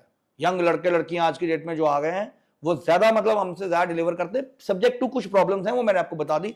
अगर वो प्रॉब्लम्स भी उनकी दूर हो जाए वक्त के साथ, तो मुझे लगता है कि अब जैसे टेक्नोलॉजी आ रही है, टूल्स आ रहे हैं, लैपटॉप्स हैं, उनको खुद अपनी जजमेंट लिखनी आती है, टाइप करना आता है, तो धीरे वक्त के साथ things will fast forward. Course अच्छी बन रही हैं, इंफ्रास्ट्रक्चर मिल रहा है, तो थिंग्स विल फास्ट फॉरवर्ड। इसलिए मुझे देखिए, जो हम 1947 में थे, आज 2025 से हम इंप्रूव ही हैं बहुत। ये तो नहीं हम कोई फेल्ड स्टेट तो नहीं हमें कहता कि जुडिशरी में हम फेल्ड स्टेट हैं जी, इंसाफ होता ही नहीं जी, फैसले होते नहीं। आप अपनी कोई भी सुप्रीम कोर्ट की जजमेंट निकाल के देख लीजिए, मुझे लगता है पूरी वर्ल्ड में साइट होती है। कॉर्पोरेट लॉ पे ले लीजिए, आर्बिट्रेशन पे ले लीजिए, सिविल राइट्स पे ले लीजिए, राइट टू मतलब स्पीच एंड एक्सप्रेशन पे ले लीजिए, और मतलब बड़े से बड़े किसी आदमी का काम केस पकड़ लीजिए, कैसे जजेस ने छोड़ा हुआ है। अब जैसे मैं आपको फॉर एग्जाम्पल बताता हूं, बड़ा आपकी ऑडियंस इंजॉय करेगी उसको। एक मैटर गया सुप्रीम कोर्ट में, बोरिस बेकर और उनकी गर्लफ्रेंड जो थी, उस मैगजीन में के कवर पेज पे दोनों की बिल्कुल एब्सोल्यूट नेकेड नंगी तस्वीर छपी। ठीक है जी, फ्रंट पेज। अभी वो मैगजीन कोई पॉर्न मैगजीन नहीं थी, वो स्पोर्ट्स मैगजीन थी। ठीक। बोरिस बेकर आपको पता है टेनिस था, हमारे यहां कोई शख्स उठा, ठीक है, उसका भी इख्तियार है, उसको बुरी लगी, उसने एफआईआर लगाई ये कि ये अश्लील है। ठीक। ये क्या तस्वीर है, हमारे बच्चों के देखने वाली है ही नहीं, अश्लील है। तो उसका एक माइंडसेट ये है कि तस्वीर अश्लील है और ये स्पोर्ट्स मैगजीन ने अश्लील तस्वीर छपाई है, इसको बंद किया जाए, बैन किया जाए। ठीक। एफआईआर लग जाती है, मैगजीन सील हो जाती है, सीज कर लिए जाती हैं, छापे मारे जाते हैं। किसने अथॉरिटी ने काम किया? पुलिस ने। किसने हैंडल घुमाया? किसी एक्टिविस्ट ने। ठीक। बोरिस बेकर मैगजीन के एडिटर्स सुप्रीम कोर्ट चले गए। क्या मांगा उन्होंने डायरेक्ट सुप्रीम कोर्ट से कि ये सारा प्रोसेस इलीगल है। अच्छा, सारा प्रोसेस इलीगल है। अब अपेरेंटली आप और मैं सुनेंगे नंगी तस्वीर अश्लीलता, नो। सुप्रीम कोर्ट की ब्यूटी देखिए जजमेंट की, मतलब आई एम अंडर ऑ, मैं मतलब रोंगटे खड़े हो जाते हैं ये जब आप डिस्कस भी करते हो। अंडरलाइंग मैसेज सुप्रीम कोर्ट के फैसले के आया कि हर नंगी चीज अश्लील नहीं होती। एग्जाम्पल कोट किया इंडियन हिस्ट्री में कि अगर नंगी तस्वीरें, नंगी मूर्तियां अश्लील होती तो अजंता एलोरा अश्लील है क्या? ठीक। अजंता एलोरा में कोट किया उन्होंने एग्जाम्पल कि अजंता एलोरा में ये सब नंगी तस्वीरें बनी है, मूर्तियां बनी, खजुराहो। तो ये कहने का मतलब है अश्लीलता को कैसे उन्होंने डिफाइन किया? जो एक्ट लस्टफुल हो, जिसमें लस्ट आ रही हो, जिसमें वो आप बू समझ रहे हैं कि आपके अंदर जो वासना है। एक एक्ट बोरिस बेकर, और सवाल पूछा उन्होंने कि तुमने ये भाई नंगी तस्वीर क्यों छपवाई? उन्होंने कहा सर, जैसे इंडिया में प्रॉब्लम्स हैं with regard to religion, caste, western world में प्रॉब्लम है with regard to colour. Boris Becker एक व्हाइट स्टार है, उनकी गर्लफ्रेंड एक ब्लैक है, उनकी तस्वीर उन्होंने ये छपवाई ये बताने के लिए कि इंसान ऐसा ही आया था रब के घर से, ऐसे ही जाएगा, रंग अलग अलग है, ऐसे ही जाएगा। ठीक। तो उसकी सोच क्या थी? ब्लैक पे, कलर पे, रेशियल, रेस पर। हम लोगों की सोच क्या थी? हमें नंगापन नजर आया। सुप्रीम कोर्ट ने वो एफआईआर खारिज कर दी। तो ट्रायल से किसने बचाया? जुडिशरी ने, अदालतों ने। क्या सोच के? कोई एविडेंस नहीं, कुछ नहीं, सिर्फ इसी बेसिस पर। तो इसलिए अदालतें होंगी, सिस्टम बनेगा, कोई जज समझेगा, तो लॉ और जस्टिस आपको अलग अलग लेवल पे मिलेगा। तभी इसलिए कहा जाता है कि मैं तुम्हें कोर्ट में देखूंगा। हाँ, आई will see you in the court. कोई ये नहीं कहता मैं तुम्हें अखाड़े में देखूंगा, तुम्हें मैं कत्ल कर दूंगा, वो सब इलीगल है। तुम्हें शाम को मैं मरवा दूंगा, वो सब इलीगल है। That is criminal intimidation. तो कहीं ना कहीं, but when you say I will sue you, I will see you in the court, यानी कि आप अपने सिविल राइट्स को एक्सरसाइज कर रहे हो। अब हम छोटे हैं ना, तो बच्चों को बोलते हैं लड़ना नहीं, यही बोलते हो आप अपने बच्चों को, यही बोलते हो लड़ना नहीं, बहस नहीं करनी। अदालत में हम सारा दिन क्या करते हैं? केस लड़ रहे हैं, बहस कर रहे हैं। तो वो एक सिविल मतलब फॉर्मेट का एरिना है लड़ाई करने का। आपको बहुत गुस्सा है अपने पड़ोसी से, अपने रिश्तेदार से, अपने किसी ऐसे आदमी से, मुलाजिम को गुस्सा है मालिक से, वो आप एक दूसरे को तलवारें लेके तो नहीं मारोगे ना, इलीगल हो जाएगा, क्रिमिनल हो जाएगा, क्रिमिनल इंटिमिडेशन हो जाएगी, अटेम्प्ट टू मर्डर हो जाएगा कोई। तो कहां मारोगे एक दूसरे को? अदालतों में। आपके कौन है बदमाश, आपके कौन है पहलवान? आपके अपने अपने वकील। कितना फैसला कौन करेगा? जो जितना पावरफुल होगा, जिसकी दलीलों में जितना दम होगा। और हार और जीत क्या मंजूर होगी? सिविल कोर्ट ने फैसला कर दिया, आपके खिलाफ कर दिया, आप अपील करोगे, अपील वाली कोर्ट में आप जीत सकते हो सकता है हाई कोर्ट जाओगे, हाई कोर्ट में फिर शायद जीत जाओगे। तो ये ब्यूटी ऑफ द सिस्टम है कि अगर आपको लगता है कि ये जज करेक्ट नहीं था, आप नेक्स्ट के पास जाओ, उसकी हायरार्की में उससे सियाना, उससे सीनियर, उससे एक्सपीरियंस जज बैठा होगा। उसके ऊपर जाओ, उससे ज्यादा एक्सपीरियंस और हायरार्की में ऊंचा जज बैठा होगा। उसके ऊपर सुप्रीम कोर्ट तक जाओ। तो ये बनाया हुआ सिस्टम जो है बहुत बेहतरीन है, इसको काम चलाने वाले लोग भी बहुत बेहतरीन और बहुत मेहनती हैं।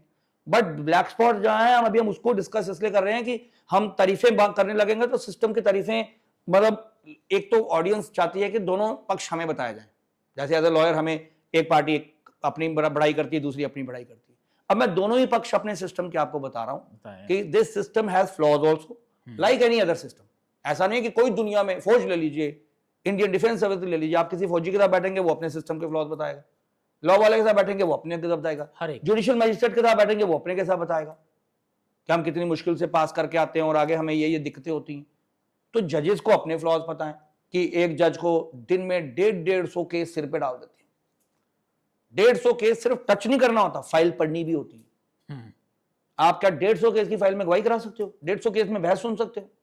फिर सर्विस केस, सेल टैक्स का केस, क्रिमिनल केस, एफआईआर वाले केस, कितने मैट्रिमोनियल केसेस, कितने किस्म के केसेस हैं जो डील करते हैं। तो ये ठीक है, थोड़ा अगर नंबर ऑफ जजेस की स्ट्रेंथ बढ़ जाए, जो कि एक हमारी प्रॉब्लम है, जजेस अच्छे वेल ट्रेंड हों, अच्छे लोगों को सिलेक्ट किया जाए, फैसिलिटीज थोड़ी और बेहतर कर दी जाएं। और मेरे हिसाब से आज की डेट में अगर आप देखिए, with the advent of time, आप अगर देख रहे हैं करप्शन दूर हो रही है, तो ऐसे नहीं हो रही कि हम कोई ओवरनाइट बड़े सिविल टाइप लोग बन गए हैं। हम ओवरनाइट हमारा पब्लिक इंटरफेस खत्म हो रहा है। मैं फॉर एग्जांपल आपको देता हूं, जब हम छोटे थे आपको याद होगा कि एयर टिकट करवाने के लिए हम टूर एंड ट्रैवल वाले के पास जाते थे, बाइक स्कूटर लेके, फिर वो लाल रंग की बड़ी सी टिकट काटता था, बड़ी खुशी, ठीक है, बड़ी खुशी होती थी, वो टिकट लोग संभाल के रखते थे, मैंने भी संभाली हुई, मैंने पहली, ठीक है जी, पहली टिकट लाइफ की हर कोई संभालता था। आजकल क्या है, आप छोटे बच्चे को भी दोगे, वो ऑनलाइन जाएगा, टिक टिक टिक टिक टिकट कर जाएगी मोबाइल में, ना आपको पता है ना कुछ है, 2000, 2500, 5000 रुपए की कार्ड टू कार्ड ट्रांसफर हो रही टिकट आ रही है। तो बीच में कौन खत्म हो गया? वो ticketing agent, tour and travel जो बीच में था, जो रेड टेबिज्म थी, जो जी सिफारिश कराएंगे, आपकी सीट आगे करेंगे, पीछे करेंगे, वो टिकट वेटिंग में चल रही है, ब्लैक में आ रही है, वो सब खत्म हो जाएगा। किसने खत्म किया? टेक्नोलॉजी ने। शॉपिंग कर रहे हो आज आप, जम्मू में नहीं मिल रही कोई चीज, कौन उठ के जाएगा यार बाहर? ऑनलाइन ऑर्डर करो, बच्चा भी ले आता है, पापा ऑनलाइन अवेलेबल है, इस पे इतना डिस्काउंट मिल रहा है। आप कहोगे बेटा हाँ ठीक है, ब्लिंकिट है, ठीक है, और कहीं जेप्टो है, कई किस्म के ऐसे हैं, ऑर्डर किया घर पे सामान दे जाता है। तो हम कहां किसके बेसिस पे चल गए? Technology. The day we start using technology in judiciary also, जरूरत है, हाँ, एआई टूल्स आएंगे, काम करेगी, हम लोग यूज करते हैं। एग्जाम्पल बता देता हूं। अब देखिए, हमारी बेसिक लैंग्वेज शुरू में अदालतों में उर्दू थी, 2 मिनट के लिए लेते, वक्त के साथ उर्दू से अंग्रेजी में हम शिफ्ट हो गए। लेकिन आप अगर ये कहें कि क्या हमारे बच्चे, छोटे घरों से बच्चे लॉ करके आ रहे हैं, गाँव से दूर दराज से आ रहे हैं, अब आप कहो वो perfect English writers and speakers हैं, आंसर इज नो। बट उसके लिए हम उनके लिए अपना सिस्टम का दरवाजा तो नहीं बंद कर देंगे कि तुम्हें अंग्रेजी नहीं आती, जाओ पहले अंग्रेजी सीखो। नो, उसकी ड्राफ्टिंग है, उसकी बोलना है, बोलना वक्त के साथ सीख जाएगा। ड्राफ्टिंग अंग्रेजी में करता है तो वो करके लाया कि एप्लीकेशन, पहले मैं उसकी 200 मिस्टेक निकालूंगा, फिर उसको डीमोरलाइज करूंगा। उसको हम सीधे बोलते हैं भैया आजकल अंग्रेजी की एआई टूल्स हैं, डाल के सेट करके ले आओ। हिंदी में लिया नहीं, हिंदी में नहीं, इंग्लिश को भी वो इंप्रूव कर देते हैं। अच्छा ठीक है, आपकी इंग्लिश जो है, गलतियां हैं ग्रामर की, पंक्चुएशन की, अंग्रेजी के स्पेलिंग्स की, वो ऐसे परफेक्ट बना के देगा कि आपको लगेगा यार वाह क्या बना। तो दिस इज वन यूजेज। तो फिर मुझे लगता है कि केसेस जल्दी खत्म हो जाएंगे। देखिए, हो सकता है, मेरा मतलब ड्राफ्टिंग में तो हम यूज करना स्टार्ट हो गए हैं। क्या जज यूज कर रहे हैं अपनी जजमेंट में? अभी तक जम्मू कश्मीर में जजेस ने नहीं यूज करना। कोई कर रहा होगा तो मुझे पता नहीं। एक अनूप चितकारा जी जज हैं, हिमाचल के थे, पंजाब हरियाणा हाई कोर्ट में आजकल जस्टिस अनूप चितकारा हैं। मेरे ख्याल से मैंने कहीं 1 या 2 साल पहले सबसे पहले उनकी जजमेंट पढ़ी थी, जहां उन्होंने लिखा था कि मैंने एआई से भी ये सवाल पूछा है और एआई का ये जवाब आया। अच्छा, उन्होंने अपनी जजमेंट में कोट किया था। तो हो सकता है आने वाले वक्त में हम एआई बेस्ड जजमेंट भी देखें। असीम सानी भी करेगा। अब असीम सानी होगा कि वो कोई और एआई बेस्ड नाम का ग्रॉक होगा, क्या होगा मुझे नहीं पता है। बट ट्रैफिक चलान्स, ट्रैफिक चलाने के एग्जांपल, आप गाड़ी चला रहे हैं, गाड़ी चलाते हुए कैमरे में आ गए, कैमरे से ऑटोमेटिकली वो साइड पे चला गया। साइड पे एक ह्यूमन जज नहीं बैठा हुआ, एक एआई बैठी हुई है। एआई ने सिर्फ आपको देखा, आपका देखा कि वो फोटो आई है, इसका इतना चालान बनता है, वो आपका चालान बना के भेज देगी आपको मैसेज। आपने अगर कोई अपील फाइल करनी है, करोगे एआई पे, शायद अपील फाइल हो जाएगी, वो अपील की भी सुनवाई हो जाएगी। बिल्कुल।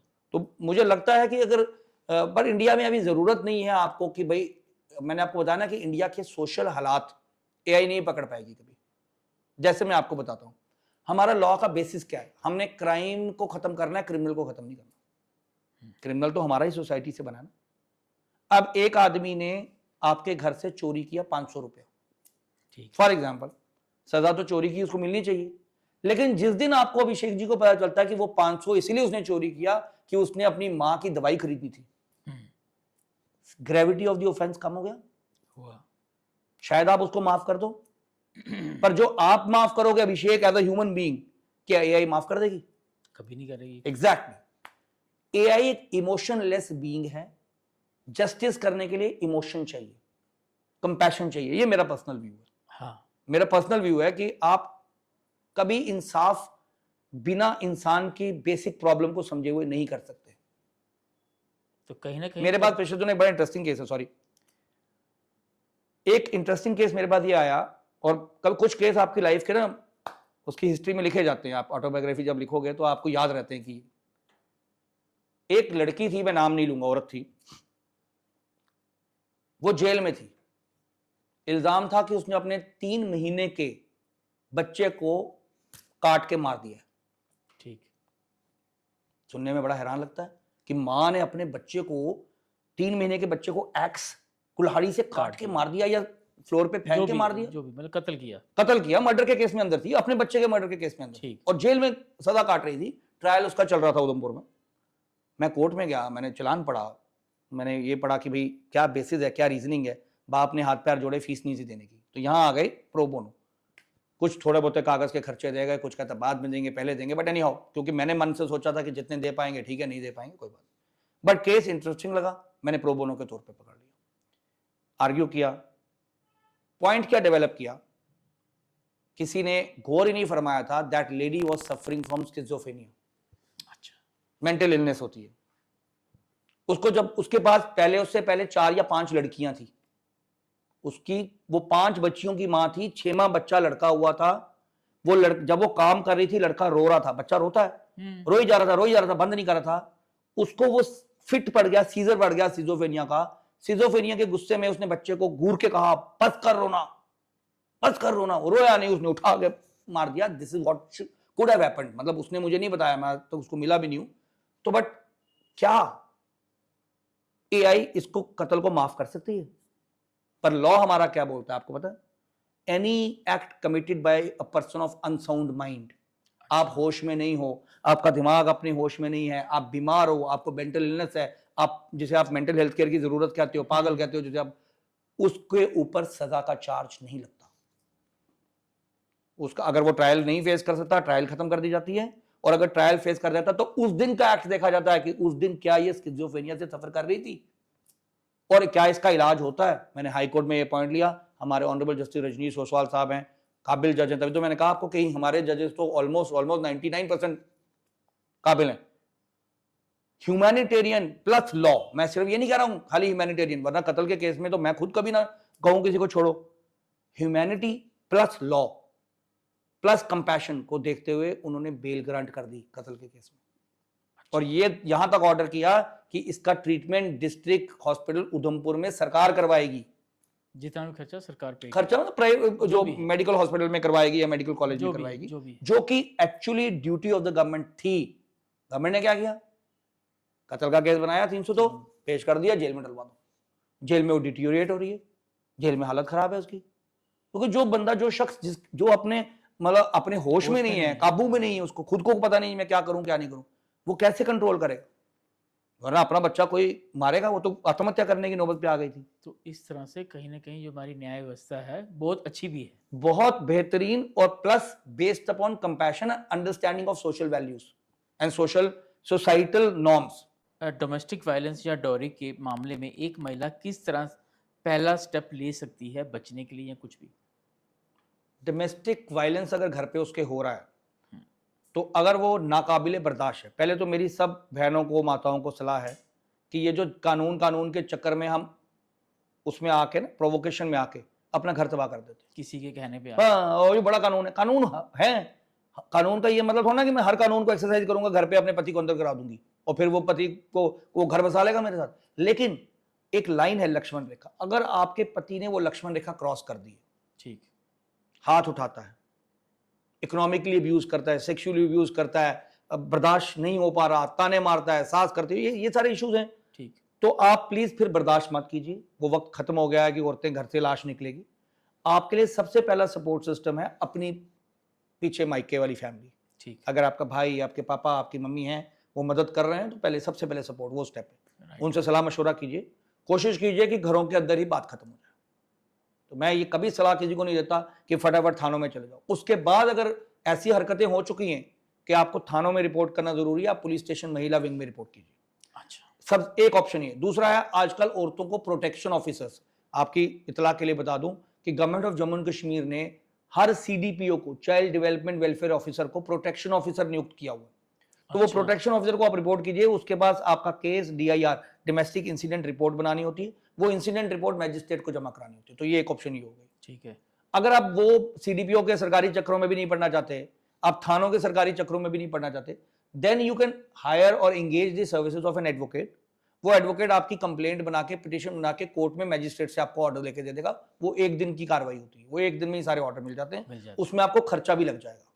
अच्छा। हाँ, बच्ची को नहीं पति खर्चा देते, घर से बाहर निकाल दिया हुआ, तो कोर्ट्स खर्चा भी लगाती हैं। वो किसके थ्रू होगा? वो एडवोकेट के जरिए जाइए, आप एडवोकेट अच्छा। कीजिए, और उसको ये protection of women from domestic violence act में खर्चा भी मिलता है। अच्छा। अगर आपने कोई स्टे लेना है वो भी मिलता है। अगर वो हरास कर रहा है, हरासमेंट पे या बीटिंग पे प्रोहिबिटरी ऑर्डर्स भी इशू होते हैं, तो बहुत पावर्स है मैजिस्ट्रेट के पास। मैजिस्ट्रेट के पास इतनी पावर्स होती हैं कि मैजिस्ट्रेट डायरेक्शन दे सकता है बच्ची की प्रोटेक्शन के लिए, हमारी बहन की प्रोटेक्शन के लिए। तो ये बहुत सारे कानून है। पर्चा लगवाना है, वहां डोमेस्टिक वायलेंस एक्ट में पुलिस वालों का कोई रोल नहीं है। पुलिस वालों का रोल है उसको बुलाना, समझाना, रिकंसिलिएशन प्रोसेस करना, और अगर जरूरत आन पड़े तो बीएनएस में एफआईआर रजिस्टर करना, जो हमारी पहले आईपीसी की 498A थी। अच्छा। अगर आप एफआईआर वाले मसले में नहीं पढ़ना चाहते, आपका मसला सिर्फ खर्चे का है और हरासमेंट को हाईलाइट करना चाहते हो, रुकवाना चाहते हो कि ये मेरे पीछे ना आए, मेरे फोन टैप ना करे, हाँ। या मेरी बदनामी ना करे, तो वो मैजिस्ट्रेट से आप ऑर्डर ले सकते हो। वहां थाने का कोई काम नहीं है, वहां मैजिस्ट्रेट का काम है। तो ये ब्रीफली आपको मैंने बता दिया। ऐसे बहुत सारे कानून है, और भी कानूनों में खर्चा लगता है, जैसे जो आपका हिंदू मैरिज एक्ट में खर्चा लगता है, मेंटेनेंस पेंडेंट लाइटी मिलता है, मुकदमा चलने के खर्चे हैं। हाँ। आपका मुस्लिम लॉ में आजकल वो आपने सुना होगा, वो जो 2019 का मुस्लिम प्रोटेक्शन एक्ट आया है विमेन का, जहाँ पर वो ट्रिपल तलाक जो जुबानी है वो बंद हो गया, तो उनका भी है। उसमें अगर किसी औरत को, किसी बहन को तलाक दे दिया उसने, तो सेक्शन 4 में वहाँ भी खर्चा लगता है। अब कहीं ये डिबेट छिड़ती थी कि क्या जी मुसलमानों के अलग कानून हैं, तो क्या वो रेगुलर 125 488 जो हमारा था खर्चे का, इसमें खर्चा सीआरपीसी में ले सकती है? आंसर इज यस, वो ले सकती है। अच्छा। बीएनएसएस में खर्चा ले सकती है, वो डोमेस्टिक वायलेंस एक्ट में खर्चा ले सकती है, वो मुस्लिम प्रोटेक्शन एक्ट 2019 में खर्चा ले सकती है, जैसे हिंदू लड़की खर्चा ले सकती है इन 4 कानूनों में, वो भी 4 कानूनों में खर्चा ले सकती है। तो कई सारे कानून हैं कि क्या फिर वो मल्टीपल खर्चों के उसके बाद इख्तियार आता, तो वो एक अपना पति एक कमाता तनख्वाह 20,000 रुपया, तो वो क्या 20,000 को पूरे ले सकती है? Answer is no. क्या वो 10 कोर्टों से खर्चा लगवा लेगी? अगर लगवा लेगी तो कोर्टों ने कैलिब्रेट करना होता है कि पिछली कोर्ट ने कितना खर्चा दिया हुआ है, उसके हिसाब से बनाना होता है। तो ये बड़ा कुछ है, बड़ा कुछ। हाँ बड़ा कुछ है, ये टेक्निकल चीजें होती हैं कानून की। जनरल एडवाइस और मोटिवेशन, आपका मैसेज उन युवाओं को के लिए जो लॉ कैरियर बनाना चाहते हैं, क्या देंगे? हाँ, पहले तो मेरी सारे युवाओं के लिए ये एडवाइस है, चाहे वो लॉ बना रहे हैं, चाहे वो मेडिसिन, चाहे वो इंजीनियरिंग, चाहे वो बिजनेस स्टडीज में जा रहे हैं, सबसे जरूरी है कि आप ड्रग्स से दूर रहें। ठीक है। ये जो शोशेबाजी आजकल आ गई हुई है, और दोस्त दोस्त को एंजॉयमेंट के नाम पर कहता है, कूल होने के नाम पे कहता है, ये कुछ नहीं है। एक तो गैर कानूनी है, ये कूल वूल होने के चक्कर में आप अपनी जिंदगी, अपना करियर, अपने माँ बाप के सपने और अपने सपने तोड़ रहे हो, तो समझ लीजिए बात को, और जेलों में पड़े रहोगे कहीं कहीं साल तक। ये कूल शूल कुछ नहीं है, इट इज एब्सोल्युटली अनकूल। ठीक। नंबर 2, आपने करियर बनाना है, आपका काम सिर्फ मेहनत करना है। हर बंदे को, हर उंगली को बराबर नहीं रखा भगवान ने, इसको लंबा रखा है, इसको छोटा रखा है, इसको सबसे छोटा रखा है, तो इसका क्या मतलब है? ये उंगली की कोई वैल्यू नहीं है। हर एक की अपनी अपनी वैल्यू है। कभी ये मत सोचिए कि मेरा भाई, मेरा कजन, मेरा दोस्त, देखिए उसका इंजीनियरिंग क्लियर हो गया, मैं तो फिट ही नहीं हो रहा हूँ कहीं पे। भाई तुम, हो सकता है तुम्हारा रब ने प्लान बनाया हुआ, तुमने जज बनना है, तो तुम इंजीनियर कैसे बनोगे? जिसको डॉक्टर की सीट नहीं निकली, उसको सोचा, हो सकता है रब ने सोचा कि तुझे कहीं और फिट करना है। देखिए पावर कहाँ है? पावर, अगर एक इंडियन सिस्टम समझा जाए तो पावर इज इन पॉलिटिक्स। आप इलेक्शन लड़े, आप जीत गए, आप मिनिस्टर बन गए, सबसे पावरफुल वो है। आप तो 12वीं में डॉक्टर बन के पावर पॉलिटिक्स में कब आए? तो रब ने आपको बचाया कि आप वो फिट नहीं हुए, वहां फिट नहीं हुए, यहां फिट नहीं हुए, आप इवेंचुअली लॉ में आए, लॉ में आप अच्छा बोलना सीखे, कानून सीखे, आप लॉ से बन गए, मिनिस्टर बन गए। क्योंकि ज़्यादातर हिस्ट्री यही गवाही देती है महात्मा गांधी, जवाहरलाल नेहरू, मोतीलाल नेहरू, सब लोग वकील थे। क्यों? इसके पीछे एक लॉजिक है। ये लोग जब इन्होंने लॉ की पढ़ाई की तो लॉ वाले को कीड़ा जाग जाता है अंदर हक का। आम पढ़ाई वाले को वो हक नहीं समझाया जाता। इंजीनियर बेचारे को क्या है, उसको पता है बिल्डिंग्स कैसे बनाने, मकान कैसे बनाने, मतलब उसकी पढ़ाई में ही ऐसा है। डॉक्टर को जिंदगी बचाना है, इलाज ढूंढना है। वकील ही कौम थी जो लॉ स्टूडेंट्स थे कि हक, वो देखते थे, हाँ वो देखते थे अरे यूके में, इंग्लैंड में लोगों को हक है, इंडिया में हक नहीं, हम तो गुलाम स्टेट है। तो उन्होंने वो हक के काम पे शुरू कर दी कार्रवाई। ठीक है, प्लीडर और लीडर में बड़ा कम फर्क होता है। वो प्लीडर बनते बनते लीडर बन गए, लीडर बने, देश चलाया, देश को आजाद करवाया। आज नहीं मैं कह रहा हूं सारे लॉ नोइंग लोग ही पॉलिटिक्स में, अब तो इंजीनियर, डॉक्टर, एमबीएस ग्रेजुएट हर कोई आ रहा है, अब तो महिलाएं भी इतनी सारी आ गई हैं।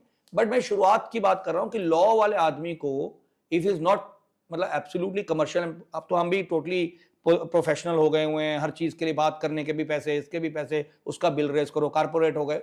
लेकिन अगर आप लोगों को उनका हक समझाओ तो धीरे धीरे बड़ी कम लाइन होती है कि जब आप लीडर बन जाते हो, फिर इलेक्शन लड़ते हो, फिर आप उस आवाम में बैठते हो, पार्लियामेंट की लेजिस्लेचर में बैठते हो, जहां वो कानून बनाए जाते हैं जो कानून हम अदालतों में रोज डिस्कस करते हैं। अब जैसे मुझे अदालत में पता है कि ये वाले कानून में ये खामी है, ये कहां बना, पार्लियामेंट में या असेंबली में, तो मैं वहां जाके बता सकता हूं कि ये कानून में खामी है, ये अमेंडमेंट ला सकता हूं।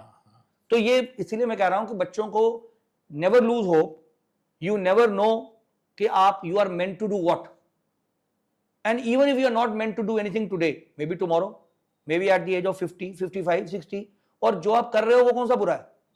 माँ बाप की सेवा करो, अपनी जो भी लिमिटेड रिसोर्सेज में काम करो। जब हम ज्यादा भूखे हो जाते हैं, ज्यादा ख्वाहिशें, ज्यादा सक्सेस के पीछे भागते हैं, तो इवेंचुअली हम डिप्रेशन में चले जाते हैं। तो ये मेरी सबको रिक्वेस्ट है कि अपनी सेहत का ध्यान रखिए, ड्रग्स में मत पड़िए, and take life very easily and in a calm manner.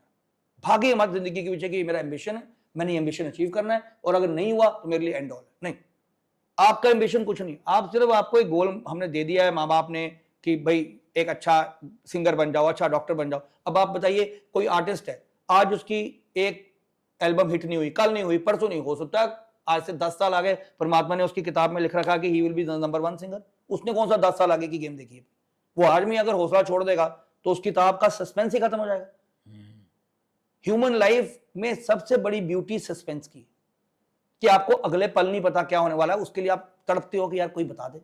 आज मैं आपको बता दूं या मुझे कोई बता दे, कोई साधु आके कि तेरे साथ कल ये होने वाला है, परसों ये होने वाला है, मैं उस साधु के पैर पकड़ लूंगा, क्योंकि वो आगे का जानना स्टार्ट हो गया। फ्यूचर बता रहा है ना। रब ने तो मेरे लिए सस्पेंसफुल लाइफ रखी ना, सबसे बड़ी सस्पेंस की मूवी यही है, और उसी में मजा है। मजा ये है, अगर आपको पता चल जाएगा कि 4 साल बाद ये होना है, 5 साल बाद ये होना है, फलानी डेट को ये होना है, फलानी डेट को एक्सीडेंट होना है, फलानी डेट को मौत होनी है, तो लाइफ में भी शायद ऐसी ना हो जैसी हम आज हैं। हम आज अपने गोल के पीछे भाग रहे हैं क्योंकि सस्पेंस है, शायद मिलेगा, शायद नहीं मिलेगा। ऐसा कह सकते हैं कि आज से जैसे अब ट्रेन की टिकट, जहाँ एयर टिकट करते हैं 15-20 दिन के बाद, हमें पता है उस दिन जाना है, 20 दिन जाना है, लेकिन उस दिन मैं ठीक हूँ कि नहीं हूँ, बीमार तो नहीं हो गया, नहीं है उस दिन फ्लाइट होगी कि नहीं होगी, कर्फ्यू तो नहीं लग गया, मौसम तो नहीं खराब होगा, ये सस्पेंस है लाइफ का। यही गॉड है, यही गॉड है। और ये बच्चों को, जिसका आपने सवाल, बच्चों को समझना चाहिए कि आपका काम सिर्फ कर्म करना है, फल देना उसके हाथ में। हमारी गीता में भी लिखा है वही, वो जब हमने बेसिक अपनी जो है परमार्थी बुक्स, स्पिरिचुअल बुक्स को छोड़ दिया पढ़ना, दुनियावी चीजों के पीछे भागना शुरू हो गए, तो वो डिप्रेशन कॉज कर रहा है। अगर आपको अपने सवालों के जवाब चाहिए, आपको सब कुछ इन ग्रंथों के किताबों में मिलेगा। आप सिर्फ खोल के पढ़ लीजिए, फ्रिंज नहीं बनना है, फिनेटिस्ट नहीं बनना है, सिर्फ पढ़ लीजिए, आपको सारे जवाब वहीं से आएंगे। असीम, एडवोकेट असीम सानी, अगर एडवोकेट ना होते तो क्या होते? कभी मैंने सोचा ही नहीं कि क्या होता, क्योंकि मैंने भी अपनी लाइफ को ऐसे लिया जैसे था, तो शायद था, शायद पत्रकार होता, क्योंकि मुझे, आपको तो पता ही है पत्रकारिता कितनी पसंद थी, और शायद मैं भी ये पॉडकास्ट कुछ कर रहा होता। मैं तो आपके पॉडकास्ट को फील कर रहा हूँ कि शायद मैं इस चेयर पे होता, मैं सवाल पूछता, एक वक्त ऐसा भी था। हाँ। तो इसीलिए एक टाइम मेरा भी आया था, वो पर्सनल लाइफ की जर्नी है, कि जब मैंने भी सोचा था कि प्रोफेशन ऑफ लॉ में ना जाऊं तो इधर चला जाऊं, लेकिन मैंने आपको जैसे सब बच्चों को समझाया कि कुछ नहीं पता कल का। मैंने जो सोचा था बनूंगा, पत्रकारिता, चैनल, ये वो मैं बना नहीं, जो नहीं सोचा था वो मैं बन गया, और आज सेटिस्फाइड है, बहुत सेटिस्फाइड। मैंने ये देखा, मैं आपको वही सब बच्चों को समझा रहा हूं कि सेटिस्फेक्शन आपकी डेफिनेशन है। सेटिस्फेक्शन क्या है? किसी आदमी ने 2 लाख रुपया भी रोज का कमा लिया सेटिस्फाइड नहीं है, कोई आदमी लिमिटेड रिसोर्सेज में सेटिस्फाइड है। कंटेंटमेंट जो है वो अपने हाथ में है, दूसरे के हाथ में। दूसरे को देख के जलते रहोगे, कंटेंटमेंट नहीं है। अपने में खुश हो, आज आप और मैं बात कर रहे हैं, कंटेंट है, अच्छा बोल पा रहा हूं, ये भी उसका शुक्र है। आपके साथ आपने इस काबिल समझा कि पॉडकास्ट में बिठाना, ये भी उसका शुक्र है, मेरा तो कुछ नहीं। तो ये eight the end of the day कहीं ना कहीं आपको, शायद मेरी 2 बातें सुन के लोग कहेंगे यार धर्म की बातें कर रहा है, बट करनी पड़ती है। ये अपना ही मेरा सपोर्ट सिस्टम, मेरी स्पिरिचुअल नॉलेज ग्रोथ एंड यही है कि जिस साइड पर मैं पढ़ाई करता हूं, क्योंकि अगर वो ना हो तो आपको घमंड आने के चांसेस हैं, आपको बर्बाद होने के चांसेस हैं, आपको काम क्रोध माया ये ले जाती हैं घसीट के, क्योंकि वो तो ना काम क्रोध मोबाइल लोभ अहंकार उठा के ले जाती है वो चीलें। तो उनसे बचने के लिए आपको शरण चाहिए। आप किसकी शरण लेते हो? उस ताकत की शरण में बैठते हो। तो जितनी जल्दी उस ताकत के आगे सरेंडर कर दो उतना अच्छा कि जो करना तूने करना है। वही है ना कि किसी ने पूछा कि भाई करत करावत आप है, हमारा तो सिर्फ नाम है। वो करता करने वाला वही है, करनार वही है। आपके करियर में, आपकी किताब, आपकी पढ़ाई, आज हमने इकट्ठे बैठना है, this is all pre destined. आपने सिर्फ उससे गुजरना है, और गुजरते गुजरते आपकी सिर्फ फ्री विल इतनी है कि जहां आपको वो मौका देता है राइट और रॉन्ग में, तो वहां सोच समझ के चुन लेना राइट। रॉन्ग चुनोगे तो गलत रास्ते पे चल पड़ोगे। वो मौका देता है, ऐसा नहीं कि मौका नहीं देता, लेकिन वो मौका समझना, एहसास करना पड़ता है। ये सब बच्चों को, यूथ को आप प्लीज इसको समझाइए कि वो आपको करियर में जैसे मौका देता है ना, साइंस और आर्ट्स, आपने साइंस ले लिया तो पता है फिर इंजीनियरिंग मेडिकल ये वो एमएससी, वैसे आर्ट्स ले लिया तो शायद आप बेहतरीन पेंटर बनोगे, शायद आप आर्टिस्ट बनोगे, शायद आप होम साइंसेज में जाओगे, शायद आप कुकरी में जाओगे, शायद आप बड़े से बड़े होटल के शेफ बनोगे, शायद कल आपके अपनी होटल होंगी। बिल्कुल। जो बच्चे दुकानों पे बैठ रहे हैं पिताजी की, तो वो क्या गलत है?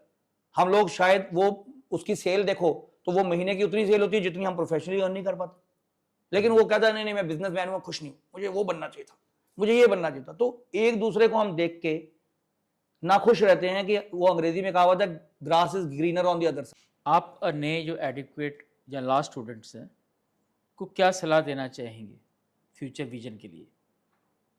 देखिए, लॉ स्टूडेंट्स जब आप आ रहे हैं तो हर लॉ स्टूडेंट मुझे पता है वकील नहीं बनेगा, ना बन पाएगा। ठीक।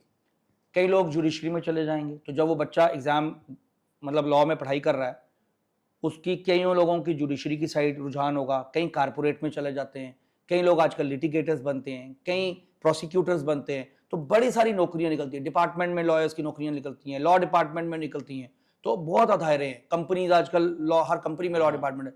तो वो डिपेंड करता है कि जैसा उसका रुझान है, जैसा वो काम करना चाहता है, उस साइड में जाए। I am not asking everyone to become a lawyer, क्योंकि lawyering is a very difficult profession, it takes your blood and sweat. और पहले 10 साल तक तो आपको फुर्सत नहीं होती कि आप किसी को ये कह सको कि मैं कुछ कमाता हूं। सीखता ही सीखता है इंसान, सीखता ही सीखता है, सीखता ही सीखता है। तो मैं ये नहीं कहूंगा, हाँ मेरे पास कई बच्चे आते हैं, सर फाइनेंशियल हालात ऐसे नहीं है, हम इतनी देर तक घर माँ बाप से पैसे नहीं मांग सकते। That is your call. आपका एग्जाम क्लियर होता है, वही बच्चे कहीं जज बन जाते हैं, वही बच्चे कहीं प्रोसिक्यूटर बन गए, कहीं बैंक के लीगल ऑफिसर बन गए, कहीं अब तो हमने सुना था कि सब रजिस्ट्रार भी शायद लॉ वालों को बनाएंगे, पब्लिक प्रोसिक्यूटर्स बनाएंगे, पीओ जिसे आप कहते हो। तो बड़ी सारी नौकरियां हैं, सिविल सर्विसेज में चले जाते हैं। तो मैं उनके हिसाब से आई एग्री विद देम, जो जिसको सूट करता है, जो जिसको करियर है, वहां चले जाना चाहिए। आप किस तरह से अपने आप को अपडेट रखते हैं लीगल चेंजेस के साथ, क्योंकि चीज़ें चेंज होती जा रही हैं बिल्कुल आजकल? बिल्कुल, अपडेट रहना ही प्रैक्टिस है। अगर मैंने अपडेट होना अपने आप को बंद कर दिया तो मैं वो वाला सॉफ्टवेयर बन जाऊंगा जो रिडंडेंट है, जिसके जो दुनिया के साथ आज कैरी नहीं कर पाएगा। जैसे मैंने आपको बताया, तो अपडेट 2 किस्म से रहना पड़ता है। एक, हमें लॉ की हर डेवलपमेंट को वॉच करना होता है, ठीक। मतलब खास ध्यान, this is my bread and butter. मैं पिछले कानून की बात करूंगा, कोर्ट में कल का बच्चा नया कानून लेकर आएगा, मैं वहीं खत्म, आई एम रिडंडेंट, मैं केस हार गया। तो मुझे कानून नंबर 1 अपने आप को बिल्कुल अपडेटेड रखना है, पढ़ाई करनी है। नंबर 2, जजमेंट्स क्या दे रही है सुप्रीम कोर्ट और हाई कोर्ट, क्या व्यू आया, वो व्यू सही है कि गलत है, उस व्यू को कहीं अपील तो नहीं फाइल हुई, तो अपने आप को अपडेटेड रखना है। हर लॉयर को अपडेटेड रहना चाहिए, ये मेरी सलाह सबको है। और अपने आप को भी मैं रखता हूँ, हमारी जो लॉ पोर्टल्स होती हैं वो पढ़ता हूँ, मैं नाम नहीं लूँगा जी। और फिर अपनी लॉ की बुक्स होती हैं वो पढ़ते हैं। आपने देखा होगा वकीलों के कमरों में वो बड़ी बड़ी किताबें लगी होती है, वही मेरा क्वेश्चन था। हाँ, वो वही हम पढ़ते हैं, आजकल इलेक्ट्रॉनिक फॉर्मेट में आ जाती हैं, वो पढ़ते हैं। लॉयर्स के आर्टिकल्स, ऐसे आपके जैसे पॉडकास्ट सुनते हैं जो बड़े एजुकेटिव होते हैं, फिर आर्टिकल्स पढ़ते हैं, तो अपने आप को अपडेटेड रखते हैं। तो एक क्वेश्चन मेरा था और मेरे साथ मिला था, मेरे दर्शकों को भी होगा, जो बुक्स का वो कैटेगरी थी, वो सुंदरता थी, हाँ, वो क्या चीज़ थी? वो बेसिकली क्या होता है, कुछ बुक्स तो हमारे कानून होते हैं, एक्ट्स, जैसे आप, मैंने आपको बताया कि मोटर व्हीकल एक्ट हो गया, गाड़ियों से रिलेटेड, मोटर व्हीकल के एक्सीडेंट्स होते हैं उसको डील करते हैं। बीएनएसएस हो गया, अभी नया कानून आया, भारतीय न्याय सुरक्षा संहिता, ठीक। बीएनएस हो गया, इंडियन एविडेंस एक्ट हो गया, पुराने भी नए भी। अब जब तक हम जिंदा हैं हमें दो सेट ऑफ लॉज चलेंगे, पुराने केसेस के लिए पुराने, नए केसेस के लिए नए, तो वो वाले लॉज सारे हो गए। फिर वो जो आप देखते हो बड़ी खूबसूरत सी बुक्स लगी होती हैं, वो रिपोर्टेड जजमेंट्स होती हैं। अच्छा। मेरे ऑफिस में शायद मेरे फादर क्योंकि एडवोकेट हैं, तो उनकी लाइब्रेरी बहुत बेहतरीन लाइब्रेरी है। उनके पास शायद लास्ट सबसे पुरानी बुक हमारे पास ऑफिस में 1914 की है, 1914 की रिपोर्टेड जजमेंट्स हैं। अच्छा। एआईआर रंगून, एआईआर लाहौर, मतलब उस जमाने एआईआर ऑल इंडिया रिपोर्टर, हाँ। तो ऐसे एससीसी, एआईआर, ये बुक्स की कंपनीज होती हैं।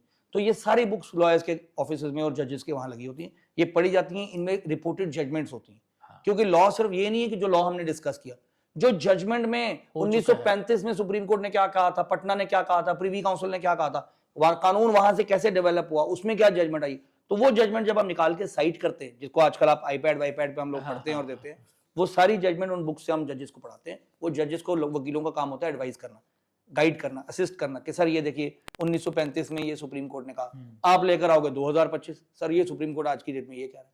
चीज़ें चेंज। तो किसी की डेफिनेशन है, आर्बिट्रेशन है, अश्लीलता की डेफिनेशन है, तो जिस भी सब्जेक्ट पे हम केस लड़ रहे होते हैं उस सब्जेक्ट को पूरा रिसर्च करते हैं ऐसे करके।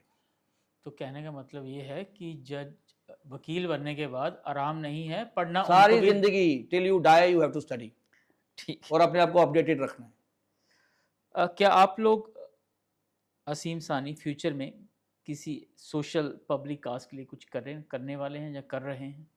देखिए, बहुत ज़्यादा टाइम नहीं निकाल पाता हूँ, लेकिन मैं अपने मतलब जितना भी वक्त है उसके अंदर सोशल काम भी करता हूँ, पब्लिक कॉज भी, हम जैसे पब्लिक इंटरेस्ट लिटिगेशन वगैरह करते हैं वो करते हैं, किसी मजलूम के लिए प्रो बोनो काम कर देना, वो भी समझता हूँ मैं कि अपने प्रोफेशन से मैं जो भी कर सकूँ, अपना डिवोट कर सकूँ वो करता हूँ। कुछ बिलो पॉवर्टी लाइन गरीब होते हैं जो फ़ी वगैरह नहीं दे पाते, इश्यूज होते हैं उनके, आपके घर में जैसे हो गए, आपके जान पहचान में हो गए, कोई यहाँ स्लम एरिया में लोग रह रहे हैं, उनको कोई लीगल एजुकेशन चाहिए, उन बच्चों को चाहिए लीगल हेल्प चाहिए, तो वो छोटे मोटे किस्म के हम लोग कर पाते हैं जितना टाइम निकाल पाते हैं। मैं ये नहीं कहूँगा कि मैं रूटीन में हर सैटरडे संडे कहीं कैंप लगाता हूँ, नहीं, ऐसा नहीं। इतना टाइम ही नहीं होता हमारे पास। बिल्कुल।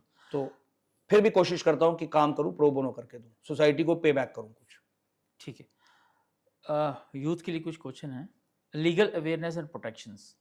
पहला, आज के युवाओं को किस बेसिक लीगल राइट्स के बारे में जानना बहुत ज़रूरी है? मैं तो ये समझता हूँ कि युवाओं को लीगल राइट्स के बारे में, not basic but all legal rights के बारे में जानना जरूरी है। प्रॉपर्टीज, पीछे एक बहुत लैंडमार्क रेवोल्यूशनरी जजमेंट्स भी आई हैं और अमेंडमेंट भी आई है, आम आदमी को अभी तक समझ नहीं आ रही, वकीलों के डब्बों में बंद रह जाती हैं। औरतों का हक प्रॉपर्टी पे, मतलब अगर आपकी शादी हुई, आपकी वाइफ का हक आपके मतलब उनके पापा की प्रॉपर्टी में भी है, इक्वल भाइयों के साथ। हाँ। आपकी बेटी है तो दोनों बेटा बेटी का इक्वल हक है। धीरे धीरे है तो दोनों का हाँ है। जी, उनका अपने भाइयों के साथ है, आपकी बच्ची का अपनों के साथ है।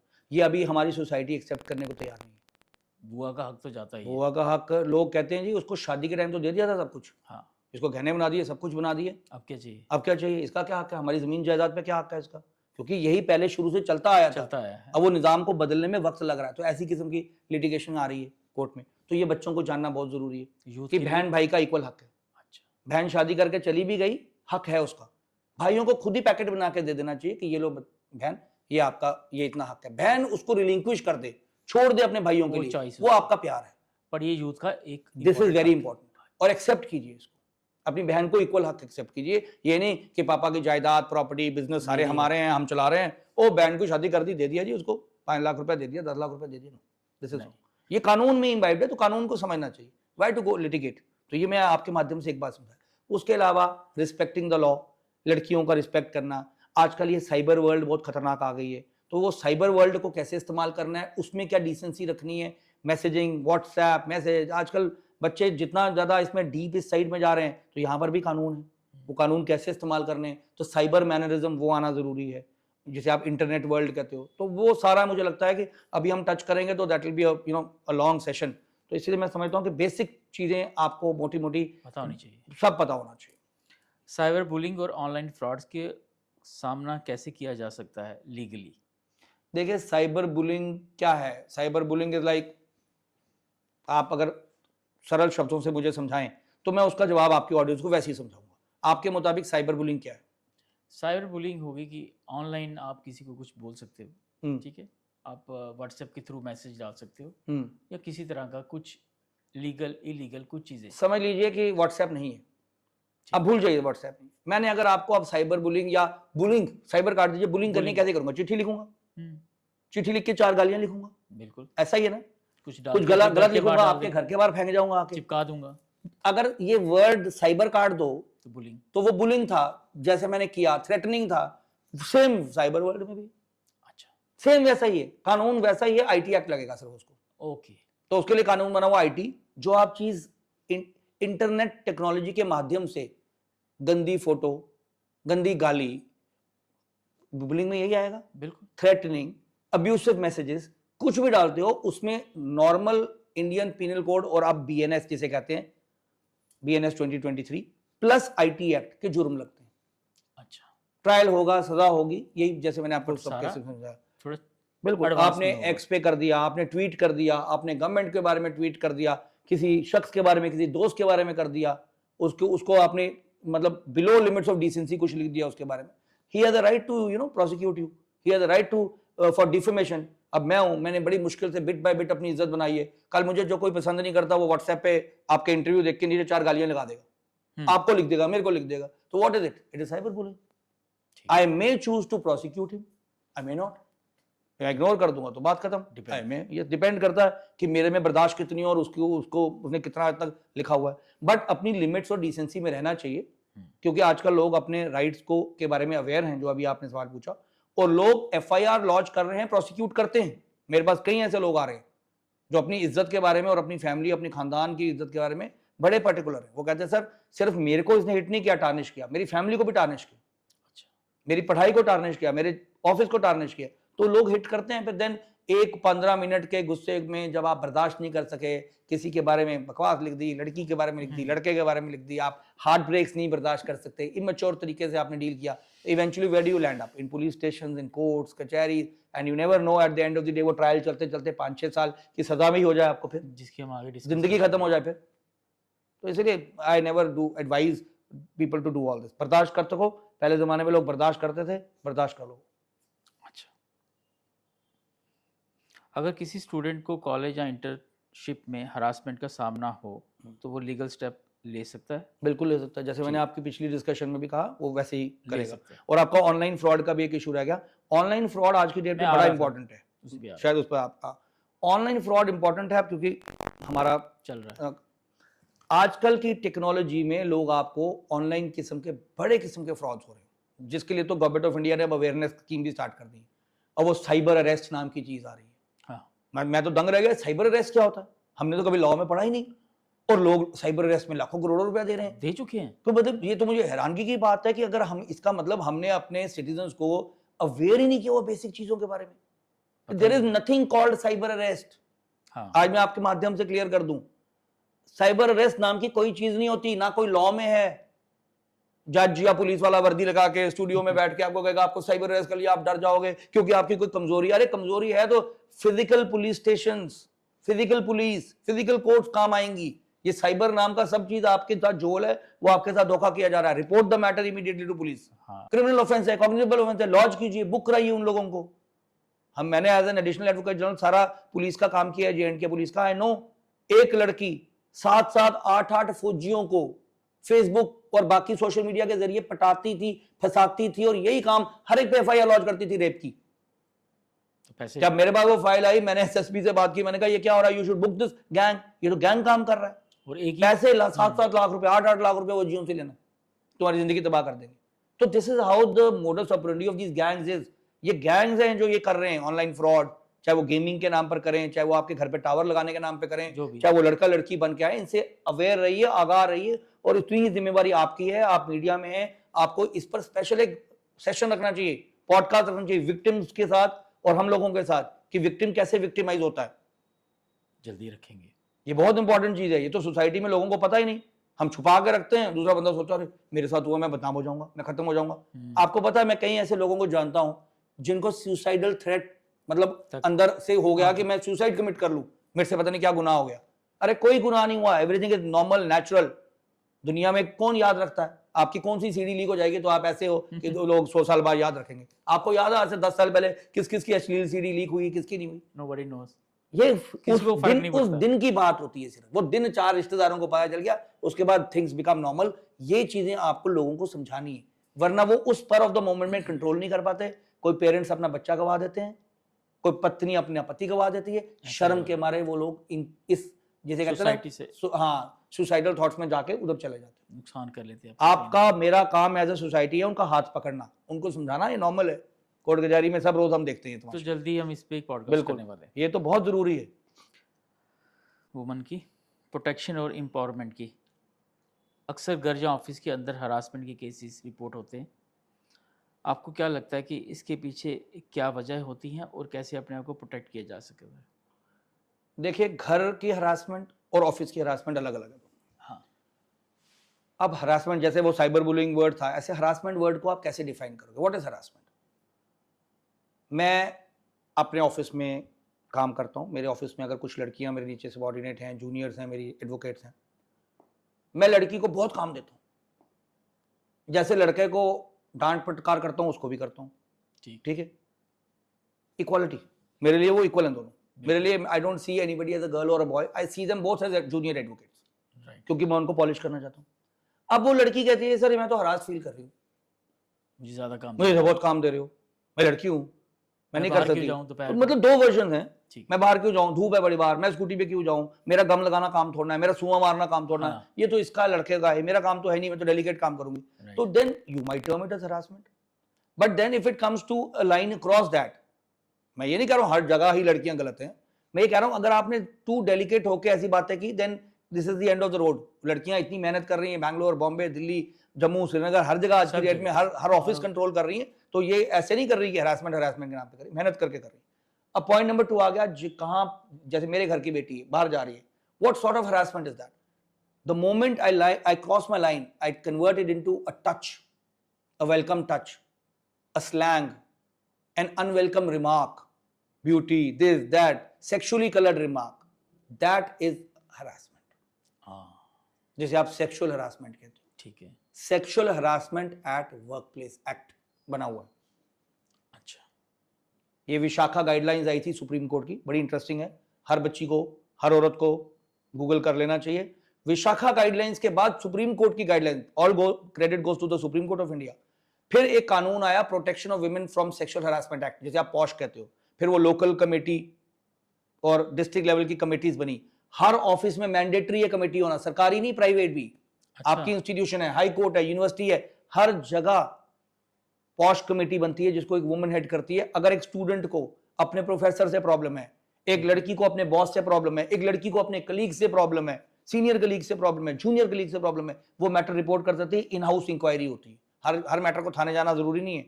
अच्छा, इन हाउस इंक्वायरी होती है, इन हाउस प्रोसीजर होता है उसका, वो पूरे प्रोसीजर में एक्शन लिया जाता है उसके खिलाफ। तो ये एक किस्म का हो गया, चाहे वो फौज है, चाहे वो कुछ भी, हाँ कुछ भी ले लीजिए, हर दायरे में मैंडेटरी। प्राइवेट ऑफिस में मैंडेटरी है, प्राइवेट कंपनी में मैंडेटरी है। आप दुकान चला रहे हो, आपकी दुकान में 10 सेल्स गर्ल हैं, 10 सेल्स बॉय, आपको जरूरी है वो कमेटी बना के रखना। उस कमेटी को ना बनाने की जुर्म है सेक्शन 19 में, सजा होती है एम्प्लॉयर को। अच्छा, हाँ जी, फाइन होता है, सजा होती है कि आपने कमेटी नहीं बना के रखी। तो so there you need to nominate somebody, कि आप, जैसे होता है कि घर में एक औरत जो होगी वो हेड होगी, वो ये चीजें प्रॉब्लम देखेगी। अब सेकंड प्रॉब्लम आपने मुझे बताई, हरासमेंट एट द होम्स। अब वो क्या हो गई? आप कह रहे हो हरासमेंट मर्द भी कह सकता मुझे हरासमेंट हो रही है, औरत कह सकती मुझे हो रही है। तो वहां क्या होती है?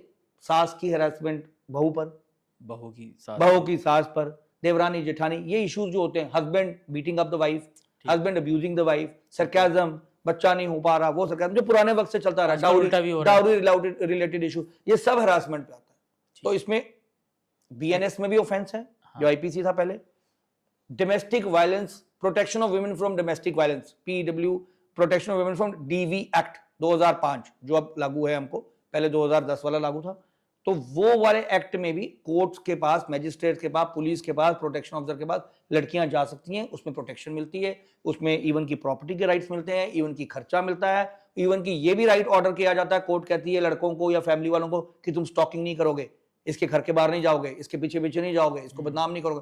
तो बड़े सारे ऑर्डर्स हैं, वो मतलब बड़ा कॉम्प्रिहेंसिव लॉ है।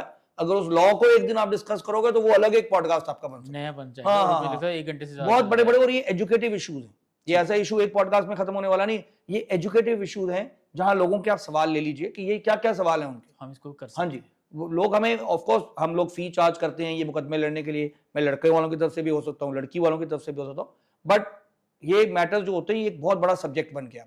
और ये हरासमेंट जो है इस पे लोग थानों में भी रिपोर्ट करते हैं, आजकल महिला पुलिस स्टेशन जिसे आप विमेन विंग कहते हैं, हाँ, विमेन पुलिस स्टेशन वो भी हैं, हर डिस्ट्रिक्ट में बन गई हुई हैं। तो ये उनका कुछ ड्यूटीज हैं। फिर एफआईआर भी लगती है, 498 आईपीसी की लगती थी जो अब बीएनएस में है, तो ये एफआईआर भी होती हैं, डीवी एक्ट का भी हो गया, सेक्सुअल हरासमेंट की एफआईआर भी लग सकती है, 354 जिसे आईपीसी कहते थे, और आजकल प्रोटेक्शन ऑफ विमेन, ये जो sexual from sexual harassment act भी है। तो ये सारे कानून जो है औरतों की प्रोटेक्शन के लिए।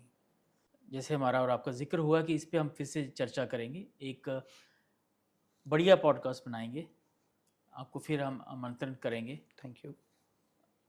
थोड़ा डीप में बात करेंगे, चाहे उसके हमें 2 एपिसोड बनाने पड़े। बट मैं ये चाहता हूँ, हम ये चाहते हैं विद योर गाइडेंस कि जो इस पॉडकास्ट को सुनेंगे रिगार्डिंग लॉ के बारे में, अगर हम घर से निकलते हैं हमें अपने लॉ के बारे में पता होना चाहिए, क्योंकि लॉ हमारे साथ ही चलता है, बिल्कुल। जैसे हमारा साया हमारे साथ चलता है। आप हमारे शो में आए, हमारे पॉडकास्ट में आए, आपका बहुत बहुत धन्यवाद। थैंक यू, आपने इनवाइट किया उसके लिए धन्यवाद। तो हमारे साथ द गेस्ट चेयर में असीम सानी जी ने काफ़ी बातें बताई हैं और बच्चों को खासकर अवेयर किया है, कुछ जीवन के उन्होंने अपने अनुभव भी बताए हैं। तो कहीं ना कहीं आप उस सीख को लेके चलिए, क्योंकि ये पिछले 25 से 26 साल का इनका अनुभव है। तो नेक्स्ट टाइम फिर एक अच्छे गेस्ट के साथ हम आपको फिर से मिलाएंगे। तब तक धन्यवाद।